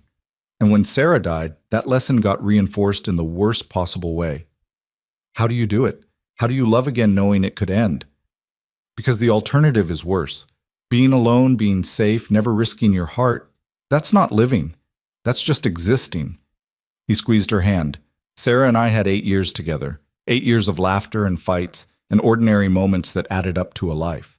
And then I had 2 years of grief so deep I didn't think I'd survive it. But I would still choose those 8 years, even knowing how it ended. Because loving her made me better, made my life richer, made everything more. Olivia felt tears sliding down her cheeks. What if I lose you? What if you don't? What if we get 50 years together? What if we grow old and watch Lucas grow up and have kids of his own? What if this is the beginning of something amazing and you miss it because you're too scared to jump? I'm so bad at jumping. You jumped out of a tree straight into my arms. You can do this too. She kissed him then, tasting salt and tea and the truth of what they were building together. When they broke apart, she whispered, I love you. I'm terrified and I'm probably going to mess this up 1,000 times, but I love you. I love you too, and you're absolutely going to mess it up. So will I. That's how this works. They fell asleep on the couch together, tangled up in blankets and each other. And when Lucas found them the next morning and climbed onto the couch between them, Olivia woke to find herself surrounded by the family she'd never known she wanted. The following week, Olivia had a meeting with Richard Klein to discuss her future at the firm. She prepared for it like she prepared for depositions. Facts organized, arguments ready, exit strategy planned. But when she walked into his office, he surprised her. I've been thinking about what you said at dinner, Richard began, leaning back in his expensive leather chair. About boundaries and life outside the firm. Sir, Let me finish. He held up a hand. I've been practicing law for 35 years. Made partner at 30, managing partner at 45. Built this firm into what it is today. And I've been divorced twice, barely know my own children, and realized last month that I couldn't name a single close friend. He met her eyes. I don't want that to be your story. Olivia blinked. I'm not sure I understand. I'm saying you were right. Partnership shouldn't require sacrificing everything else. So here's what I'm proposing. We create a new partnership track, one that values excellence and client service without demanding 80-hour weeks and constant availability. You'd be the test case. Why me? Because you're one of the best attorneys we have, and if we can't figure out how to keep you without burning you out, we don't deserve you. He slid a folder across his desk. Take a look. If the terms work for you, we move forward. If not, I'll write you a reference letter that'll get you hired anywhere in the country. Olivia opened the folder, scanning the proposed partnership structure. Billable hour requirements reduced by 30%. No expectation of weekend work except in genuine emergencies. Protection of personal time clearly outlined.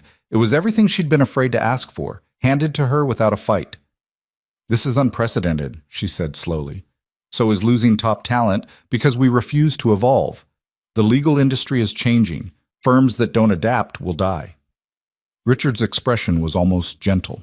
And between you and me, I wish someone had offered me this 30 years ago. Maybe I'd know my kids' names. Olivia felt something unknot in her chest. Thank you. For this. For understanding. Thank your carpenter boyfriend. He's clearly good for you. She left Richard's office in a daze, the folder clutched in her hands, and sat in her car for 10 minutes just processing. She'd been prepared for a fight, had armor ready, arguments prepared, resignation letter drafted. Instead, she'd been given exactly what she needed without having to sacrifice anything. She called Henry immediately. Can you talk? Yeah, I'm just sanding a table. What's up? I think I just got everything I wanted. She explained about the meeting, about Richard's offer, about the new partnership track that would let her have both career and life. Henry listened quietly, and when she finished, he said simply, I'm proud of you. I didn't do anything. Richard just offered, You stood up for yourself. You drew boundaries. You showed them what you needed. That's doing something. His voice was warm with pride. So what'd you tell him? That I'd review the terms and get back to him.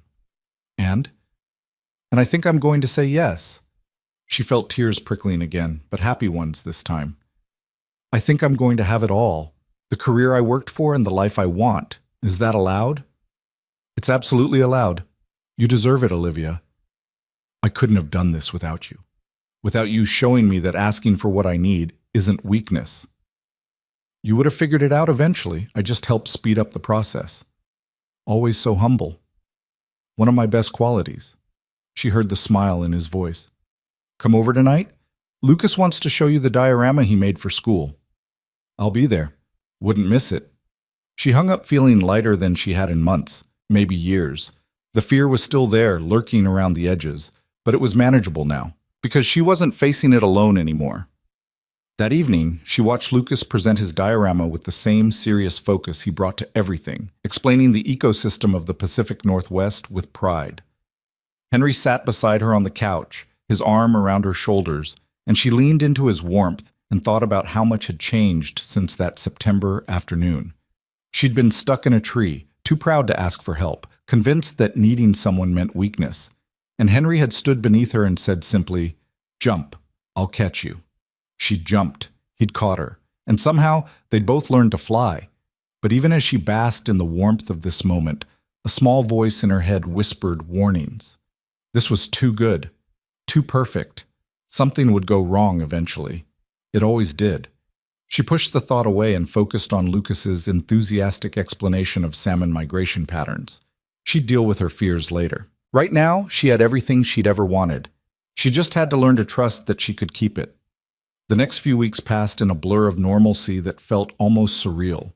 Olivia signed the new partnership agreement and officially became the first attorney at her firm on the modified track. Her colleagues' reactions ranged from supportive to skeptical, but she found she didn't care as much as she would have before. She had proof that she could set boundaries and still be valued. Thanksgiving approached, and for the first time in years, Olivia had somewhere to go. Henry invited her to spend the holiday with him and Lucas, and when she hesitated, worried about intruding on family traditions, Lucas had looked at her with his heartbreakingly earnest face and said, "But you are family." So she found herself in Henry's kitchen on Thanksgiving morning, attempting to help with the turkey while Lucas decorated paper placemats at the table. Karen was coming for dinner, along with Henry's brother from Seattle and his family. Olivia felt the familiar anxiety of meeting new people, of being evaluated and judged, but Henry kept touching her, a hand on her lower back, a kiss on her temple, reminding her she belonged. "Stop panicking," he murmured as he showed her how to baste the turkey. "They're going to love you." "How do you know?" "Because I love you. That's all they need to know." Karen arrived first, carrying homemade pies and a cautious expression that warmed when she saw Olivia helping in the kitchen. "Olivia, it's good to see you again." "You too, Karen. Thank you for the pies. They look amazing." "Sarah's recipe, apple and pumpkin." She set them on the counter carefully. She always made both because she could never decide which she preferred. There was a moment of silence, acknowledgement of the woman who'd once filled this role. Then Olivia said quietly, "Henry told me she was an incredible person. I wish I could have met her." Karen's eyes softened. "She would have liked you. She always said Henry needed someone who'd challenge him." She smiled slightly. "I think you fit that description." It wasn't exactly a blessing, but it was acceptance. Olivia felt some of her anxiety ease. Henry's brother Daniel arrived with his wife and 2 teenage daughters, bringing chaos and laughter and the easy teasing that came from siblings who genuinely liked each other. The house filled with noise and warmth, and Olivia found herself swept up in it, helping set the table, refereeing a debate about football teams between Lucas and his cousins, laughing at Daniel's stories about their childhood. Over dinner, surrounded by Henry's family, Olivia realized this was what she'd been missing her entire life. Not perfection or impressive achievements, but this. People who showed up for each other, who teased and laughed and forgave each other's flaws. Connection that didn't require performing or proving anything. She caught Henry watching her from across the table, his expression soft with something that looked like love and pride and contentment, all mixed together. She smiled at him, and he mouthed, "I love you," when no one else was looking. After dinner, while the adults cleaned up and the kids played in the yard, Karen pulled Olivia aside. "I wanted to apologize for being cold when we first met." "You don't need to." "I do. I was protecting Sarah's memory, but I've realized that's not what she'd want." Karen's voice was thick with emotion. She'd want Henry to be happy. She'd want Lucas to have someone who loves him. And watching you with them today, I can see that you do. I love them both very much. I can tell. And that's all that matters. Karen squeezed her hand. "Welcome to the family, Olivia." Later that night, after everyone had left and Lucas had fallen asleep in a food coma on the couch, Henry and Olivia stood in the kitchen finishing the last of the dishes. She was washing, he was drying, and the comfortable silence felt like home. "Thank you for today," Olivia said quietly. "For including me, for making me feel like I belong." "You do belong. You're part of this family now." "It still feels surreal sometimes, like I'm going to wake up and none of this will be real." Henry set down his dish towel and turned her to face him. "It's real. I'm real. Lucas is real. This life we're building is real. You don't have to keep waiting for it to disappear." "I'm trying. It's just hard to trust good things after spending so long convinced I didn't deserve them." "You deserve everything good, Olivia. You just have to let yourself have it." She kissed him then, pouring all her gratitude and love and lingering fear into it. When they broke apart, she whispered, "I'm still scared." "I know, but you're doing it anyway. That's what bravery is." They finished the dishes together, then carried Lucas to bed before retreating to Henry's room. They made love slowly, tenderly, like they had all the time in the world. Afterward, Olivia lay in his arms, listening to his heartbeat and thinking about trust and family and the terrifying beauty of letting yourself need someone. She was falling asleep when her phone buzzed on the nightstand. A work email marked urgent. She reached for it automatically, then stopped herself. Whatever it was could wait until morning. Right now, she had something more important. She turned the phone off, rolled back into Henry's arms, and let herself sleep. But the next morning, when she finally checked her messages, her stomach dropped. The email was from Richard. The Westbrook merger had fallen apart overnight. The acquiring company had discovered financial irregularities in the target company's books, irregularities that had been there all along but that Olivia's team had somehow missed in due diligence. The client was furious. Richard wanted her in the office immediately. She sat on the edge of Henry's bed, staring at her phone, feeling the foundations of her new life starting to crack. "What's wrong?" Henry asked, sitting up beside her. "Work. Big problem. I need to go." She dressed quickly, kissed him and a sleepy Lucas goodbye, and drove to the office with her heart pounding. This was bad. This was potentially career-ending bad. Missing something this significant in due diligence was inexcusable.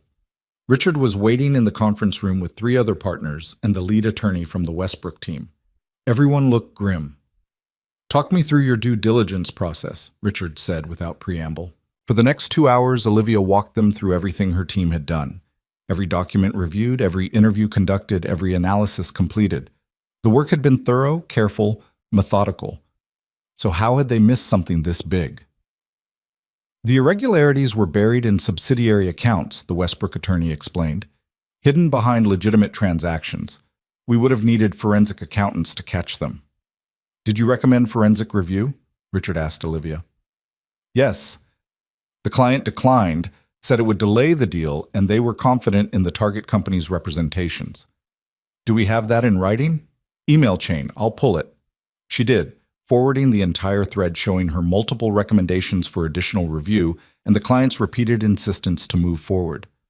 The partners reviewed it in silence.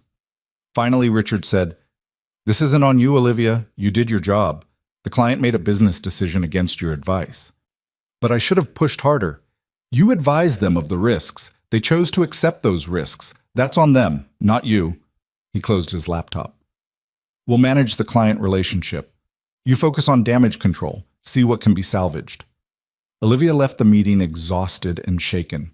She'd done everything right, but it didn't feel like enough.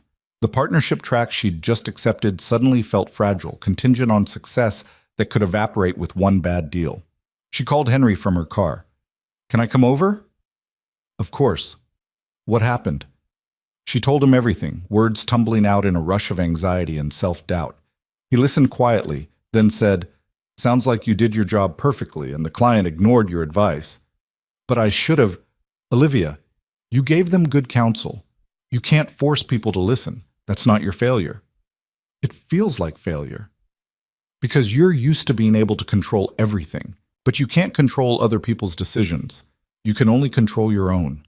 She knew he was right, but the fear was still there, whispering that this was the beginning of the end, that she'd ruined everything by choosing balance over total dedication, that she should have been more available, more aggressive, more willing to sacrifice everything for the client.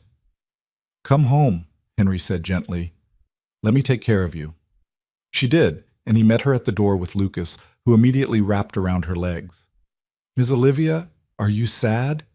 Dad says you had a hard day at work." "Yeah, buddy, I did. Want to see my new Lego set? It always makes me feel better."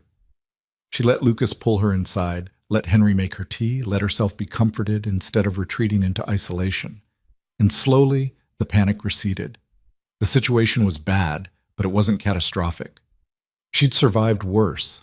She'd figure this out too. What she didn't say, what she couldn't quite articulate even to herself, was that part of her almost welcomed the crisis. Because if her career fell apart, if she lost the partnership, if everything went wrong, at least she'd have a reason for why this relationship wouldn't work. At least she wouldn't have to admit she was simply too broken to hold on to something good. The Westbrook situation consumed the next week. Olivia worked late every night, navigating client fury and attempting to salvage what she could from the collapsed merger. She came home exhausted, barely had energy for dinner, and fell asleep on Henry's couch more nights than not. He never complained, just covered her with blankets and let her sleep while he got Lucas ready for bed. But the crisis was taking its toll in ways that went deeper than exhaustion. Olivia could feel herself retreating, pulling back into old patterns of self-sufficiency and isolation. It was easier to focus on work than to sit with the fear that she was failing at everything that mattered. On Friday evening, she canceled dinner plans with Henry and Lucas for the third time that week. Henry's response was simple. "Okay, we'll be here when you're ready." That night, alone in her office at 9 p.m., Olivia stared at her computer screen without seeing it. The work was essentially done. The client relationship managed, the legal exposure minimized, the mess as cleaned up as it was going to get. But she couldn't make herself leave. Going home meant facing the truth she'd been avoiding all week. She was sabotaging this, deliberately creating distance because being close to Henry and Lucas terrified her more than any professional failure ever could. Her phone rang. Not Henry, her mother. Olivia almost didn't answer, but something made her pick up. "Hi, Mom." "Olivia, I was just thinking about you." Her mother's voice carried that careful cheerfulness that meant she wanted something. "How are you?" "Busy. Work's been intense." "It always is with you. That's why you're so successful." A pause. "I saw on LinkedIn that you made partner. Congratulations."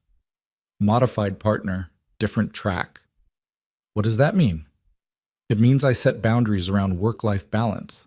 Less hours, more personal time." Her mother's silence spoke volumes. Then carefully, "That's wonderful if it makes you happy. Though I hope you're not sacrificing your career for some man." There it was. The assumption that had shaped Olivia's entire life, that depending on someone meant weakness, that love was a distraction from what really mattered. "I'm not sacrificing anything," Olivia said quietly. "I'm building a life that includes more than just work." "Just be careful, sweetheart. Men come and go. Your career is forever." After they hung up, Olivia sat in the darkness of her office and thought about her mother's 3 divorces, her string of failed relationships, her beautiful empty house in San Francisco. She thought about how her mother had taught her that love was transactional, that needing people was dangerous, that the only person you could truly count on was yourself. And she realized she'd been living that lesson her entire life, until Henry had stood beneath a tree and caught her when she fell. She grabbed her keys and drove to his house through the December cold, her heart pounding. His lights were on, warm against the darkness, and she could see him through the kitchen window washing dishes while Lucas sat at the table doing homework. This was what her mother had never understood. that some things were worth more than corner offices and impressive titles. That love wasn't weakness, it was the bravest thing you could choose. She knocked, and Henry answered looking tired but unsurprised. "Hey, can we talk?" "Always." He called over his shoulder, "Lucas, finish your math. I'll be on the porch." They stepped outside into the cold, and Olivia wrapped her arms around herself. "I've been pulling away." "I know." "You should be angry." "I'm not angry. I'm just waiting for you to figure out what you need." "How are you so patient with me?" "Because I love you. And because I understand that fear makes people do things that don't make sense." He leaned against the porch railing. "But I need you to be honest with me. Are you pulling away because work is overwhelming, or because you're scared of us?" Olivia felt tears burning in her eyes. "Both. The work stuff is real, but I'm also using it as an excuse to create distance, because being close to you terrifies me." "Why?" "Because I love you so much it hurts. Because Lucas has become my whole heart, and I don't know what I'd do if I lost either of you. Because my mother just reminded me of every lesson I learned growing up about why depending on people is dangerous." She was crying now, words tumbling out. "And I keep waiting for this to fall apart because nothing good has ever lasted in my life, and I don't know how to trust that this will be different." Henry pulled her into his arms, holding her while she shook. "Olivia, look at me." He waited until she met his eyes. "I can't promise we'll never have problems. I can't promise this will always be easy. But I can promise that I'm not going anywhere. I'm not your parents. I'm not your exes. I'm me, and I choose you every single day. What if I keep messing up? What if I can't stop sabotaging this? Then we'll work through it. Together. That's what partnership means." He wiped her tears with his thumbs. "But you have to stop running. You have to trust that when you fall, I'll catch you. Every single time." "I'm so tired of being scared." "Then stop. Jump. I'm right here." Olivia looked at him, this kind, steady man who'd never asked her to be anything other than exactly who she was, and made a choice. She could keep protecting herself, keep building walls, keep proving that she didn't need anyone. Or she could be brave enough to need him anyway. "I love you," she whispered. "I love you and Lucas and this life we're building, and I don't want to run anymore." "Good. Because we love you too, and we're not letting you go." He kissed her softly. "Now come inside. Lucas has been asking for you all week, and I made too much pasta." They went inside together, and Lucas looked up from his homework with a grin that could light up the whole house. "Ms. Olivia, you're back. Can you help me with fractions? Dad's terrible at them." "I heard that," Henry called from the kitchen. "It's true, though." Olivia slid into the chair beside Lucas, looking at his worksheet. "Okay, buddy, show me what you've got." As Lucas explained his homework with 6-year-old logic that made absolutely no mathematical sense, Olivia felt something settle deep in her chest. This was home. Not her expensive house next door with its perfect furniture and empty rooms. This cramped kitchen with mismatched chairs and crayon drawings on the fridge, and a man who loved her enough to wait while she figured her life out. After dinner, after Lucas went to bed, Olivia and Henry sat on his back porch wrapped in blankets, watching the stars come out over the bare branches of the oak tree. "I need to tell you something else," Olivia said quietly. "About the partnership." "Okay." "I'm thinking about turning it down." Henry turned to look at her. "Why?" "Because I've been thinking about what I actually want, and I don't think it's making partner at a big firm, even on a modified track. I think it's having more time, more freedom, more space to just live." She took a breath. "I'm thinking about going out on my own, opening a small practice, taking cases I actually care about instead of just mergers and acquisitions." "That's a big change." "I know, and it's terrifying, but also exciting in a way work hasn't been in years." She looked at him. "What do you think?" "I think you should do whatever makes you happy. I'll support you either way. It would mean less money, at least at first. We'll figure it out." "You keep saying that, because it's true. We're a team now. Whatever challenges come, we handle them together." He pulled her closer. "Besides, I've been thinking about expanding my carpentry business, taking on bigger projects, maybe hiring an apprentice. If you're going to make big career changes, might as well join you." Olivia laughed. "We're both going to quit our stable jobs and bet on ourselves?" Sounds about right. He kissed her temple. We'll be broken happy. I can live with that. They sat in comfortable silence, and Olivia thought about how much had changed in 3 months. She'd gone from a woman who climbed trees alone to someone who had a partner, a family, a future that looked nothing like she'd planned, but everything like she'd secretly wanted. The following Monday, Olivia walked into Richard's office and declined the partnership. His expression was disappointed but not surprised. "You're making a mistake," he said. "You're one of the best attorneys I've worked with." "Thank you, but I need to build something that's actually mine. Something that fits the life I want instead of the life I thought I should want." "What will you do?" "Open my own practice. Small business law, contracts, maybe some family law. Things that actually matter to real people."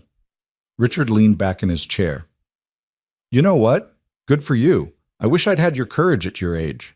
He smiled. "Keep me posted. I'll send clients your way when I can." "Really? Really? Just because you're leaving doesn't mean we can't support each other." Olivia left his office feeling lighter than she had in years. She had 60 days to transition her cases, then she'd be on her own.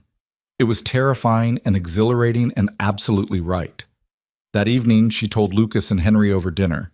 Lucas cheered and asked if this meant she'd have more time to help with his science projects. Henry raised his glass in a quiet toast. "To new beginnings." "To jumping without a net," Olivia added. "You have a net. You have us." The weeks leading up to Christmas were a whirlwind of transition. Olivia worked long hours closing out her cases while also setting up her new practice. Henry helped her convert her spare bedroom into an office, building custom shelves and a desk that fit the space perfectly. Lucas contributed drawings for the walls, declaring that every office needed art that makes you smile. Karen came for Christmas and stayed a week, and Olivia braced for awkwardness that never came.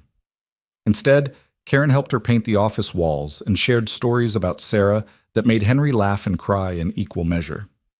She seemed at peace with Olivia's place in their lives, and one evening while they were cleaning up from dinner, she pulled Olivia aside. "I want to give you something." She handed Olivia a small box. Inside was a delicate silver bracelet. This was Sarah's. Her grandmother gave it to her when she graduated law school. "Karen, I can't—" "Yes, you can. Sarah would want you to have it. She always believed in supporting other women, in passing things forward." Karen's eyes were bright with tears. "You're not replacing her, Olivia. You're honoring her by loving her family, by being the partner Henry needs and the mother figure Lucas deserves. That's not replacement. That's continuation." Olivia hugged her, both of them crying, and when they pulled apart, Karen said, "Welcome to the family, officially." On Christmas morning, Olivia woke up in Henry's bed to find Lucas bouncing on the mattress announcing that Santa had come. They stumbled downstairs to find stockings stuffed and presents under the tree. And for the first time in her adult life, Olivia felt the pure joy of Christmas morning. Lucas tore through his presents with the enthusiasm of a 6-year-old who still believed in magic. Henry opened his gifts with quiet appreciation, especially the antique plane Olivia had found at an estate sale. And when Olivia opened the small box Henry gave her, she found a key. "What's this?" "Key to my house." Henry smiled. "Figured it was time you had one, so you can come and go whenever you want. Make this place yours too." "Henry, I know we haven't talked about moving in together officially, and I'm not pushing, but I want you to know you're always welcome here. Always." Olivia kissed him, not caring that Lucas was watching with interest and making gagging noises. "I love you." "Love you too." Lucas abandoned his toys to climb between them. "Does this mean Ms. Olivia is going to live here?" "Would you want that?" Henry asked carefully. "Yeah. Then she could make breakfast with us and help with homework every day, and we could be a real family." Olivia looked at Henry over Lucas's head. They'd been taking things slow, careful not to rush into decisions that would affect Lucas. But looking at this little boy who'd claimed her heart so completely, looking at this man who'd taught her what partnership really meant, she couldn't think of a single reason to wait. "I'd like that," she said quietly. "If it's okay with your dad." "More than okay." Henry pulled them both close. "More than okay." They spent the rest of Christmas Day together, just the three of them, building Lego sets and watching movies and making dinner that turned out only slightly burned. It was ordinary and perfect, and exactly what Olivia had been missing her entire life. That evening, after Lucas fell asleep surrounded by wrapping paper and new toys, Henry and Olivia stood at the kitchen window looking out at the oak tree. It was bare now, skeletal against the winter sky, but somehow still beautiful. "You think we're doing this right?" Olivia asked. "Moving in together after 3 months? Starting new businesses? Building a life this quickly?" "I think there's no right way to do this, just our way." Henry wrapped his arms around her from behind. "And our way seems to be working pretty well." "I'm still scared sometimes." "Good. Means you care." He kissed her neck. "But you don't run anymore. That's what matters." "That's because you catch me every time." "Always will." They stood together in the quiet warmth of the kitchen, and Olivia thought about the woman she'd been 3 months ago, trapped in a tree of her own making, too proud to ask for help, convinced that needing someone meant weakness. She'd fallen a long way since then, but she'd landed somewhere better than she could have imagined. The new year arrived with fresh possibilities. Olivia officially opened her practice in late January, working out of her home office and taking on clients who actually needed her help, instead of corporations playing financial games. The money was less, but the satisfaction was exponentially greater. Henry expanded his carpentry business, taking on a renovation project that would keep him busy for months. They moved Olivia's furniture into storage and officially combined their lives, navigating the small conflicts that came with sharing space. She learned that Henry left cabinet doors open, and he learned that she was incapable of putting dishes directly into the dishwasher.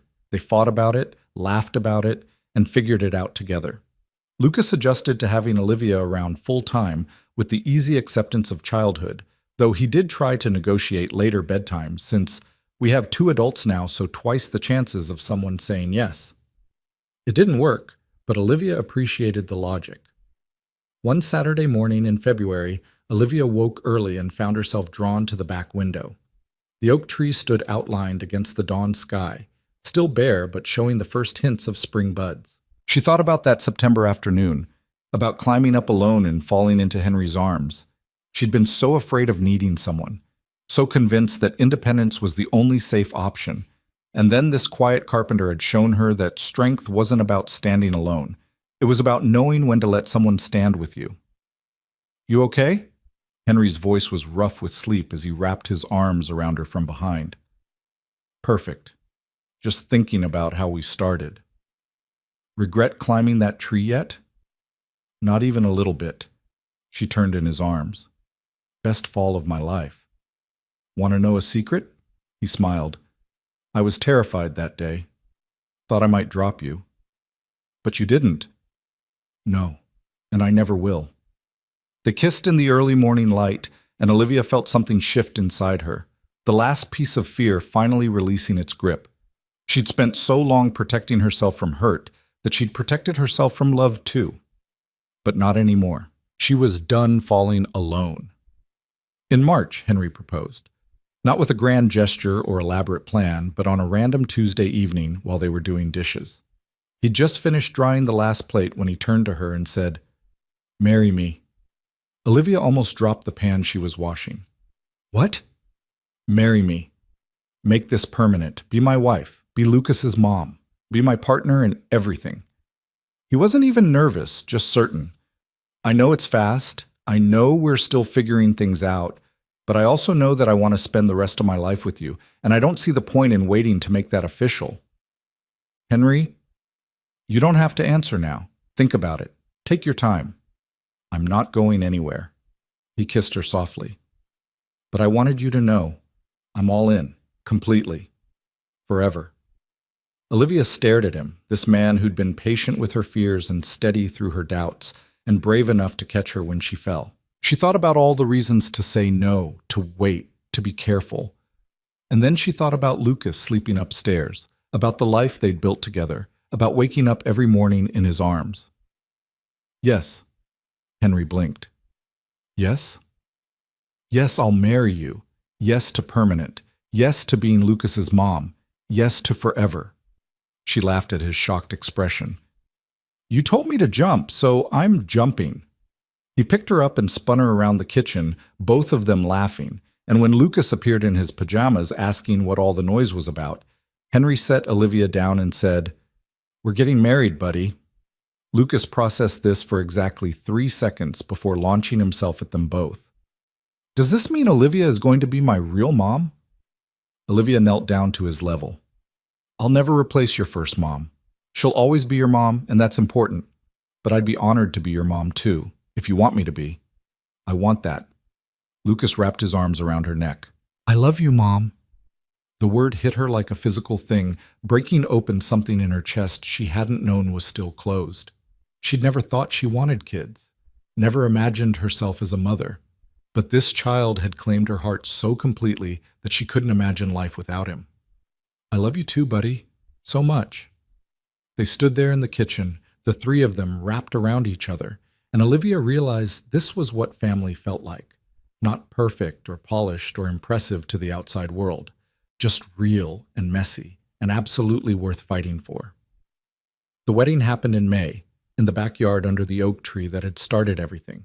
It was small, just family and close friends, with Lucas serving as the ring bearer and Karen crying happy tears in the front row.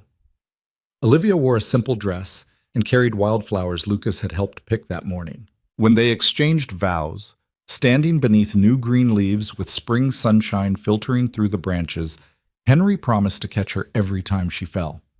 Olivia promised to jump, and Lucas, standing between them holding their rings, grinned like he'd orchestrated the whole thing. At the reception, Daniel gave a toast about how Henry had finally found someone stubborn enough to match him.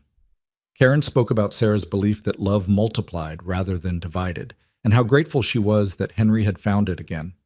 And Lucas stood on a chair and announced to everyone that he had the best family in the whole world.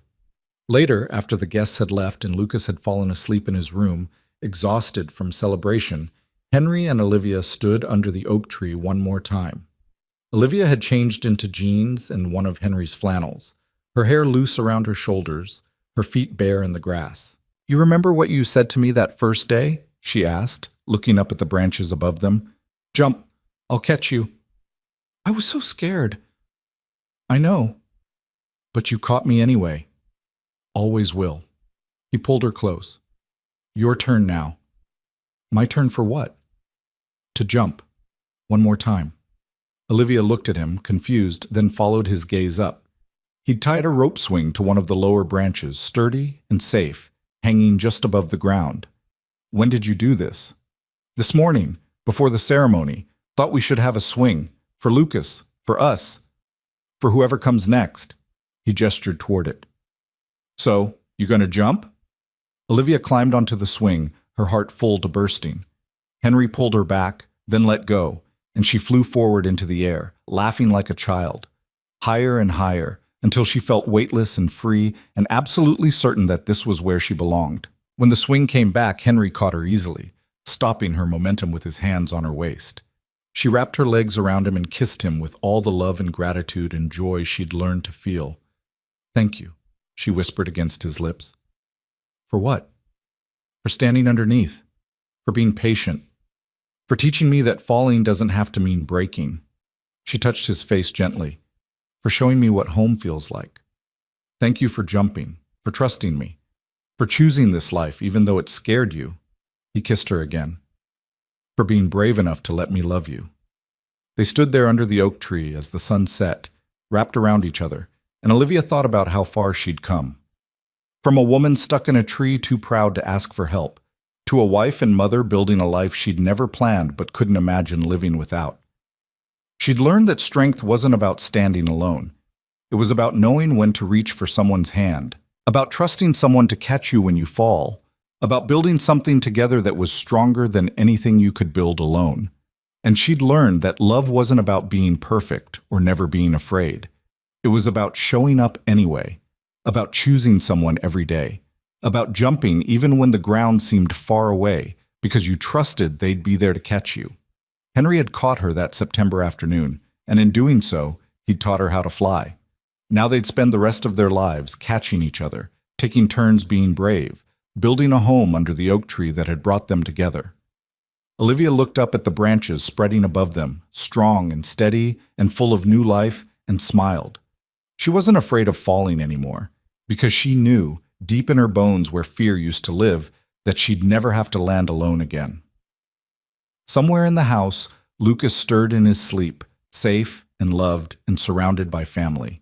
In the distance, neighbors' lights flickered on against the gathering darkness, and under the ancient oak tree, Henry and Olivia stood together in the life they'd chosen, the life they'd built, the life they'd be brave enough to keep building every single day. No more climbing alone. No more falling without someone to catch you. Just two people who'd found each other in the most unexpected way and decided that love was worth the leap. And it was. It absolutely was.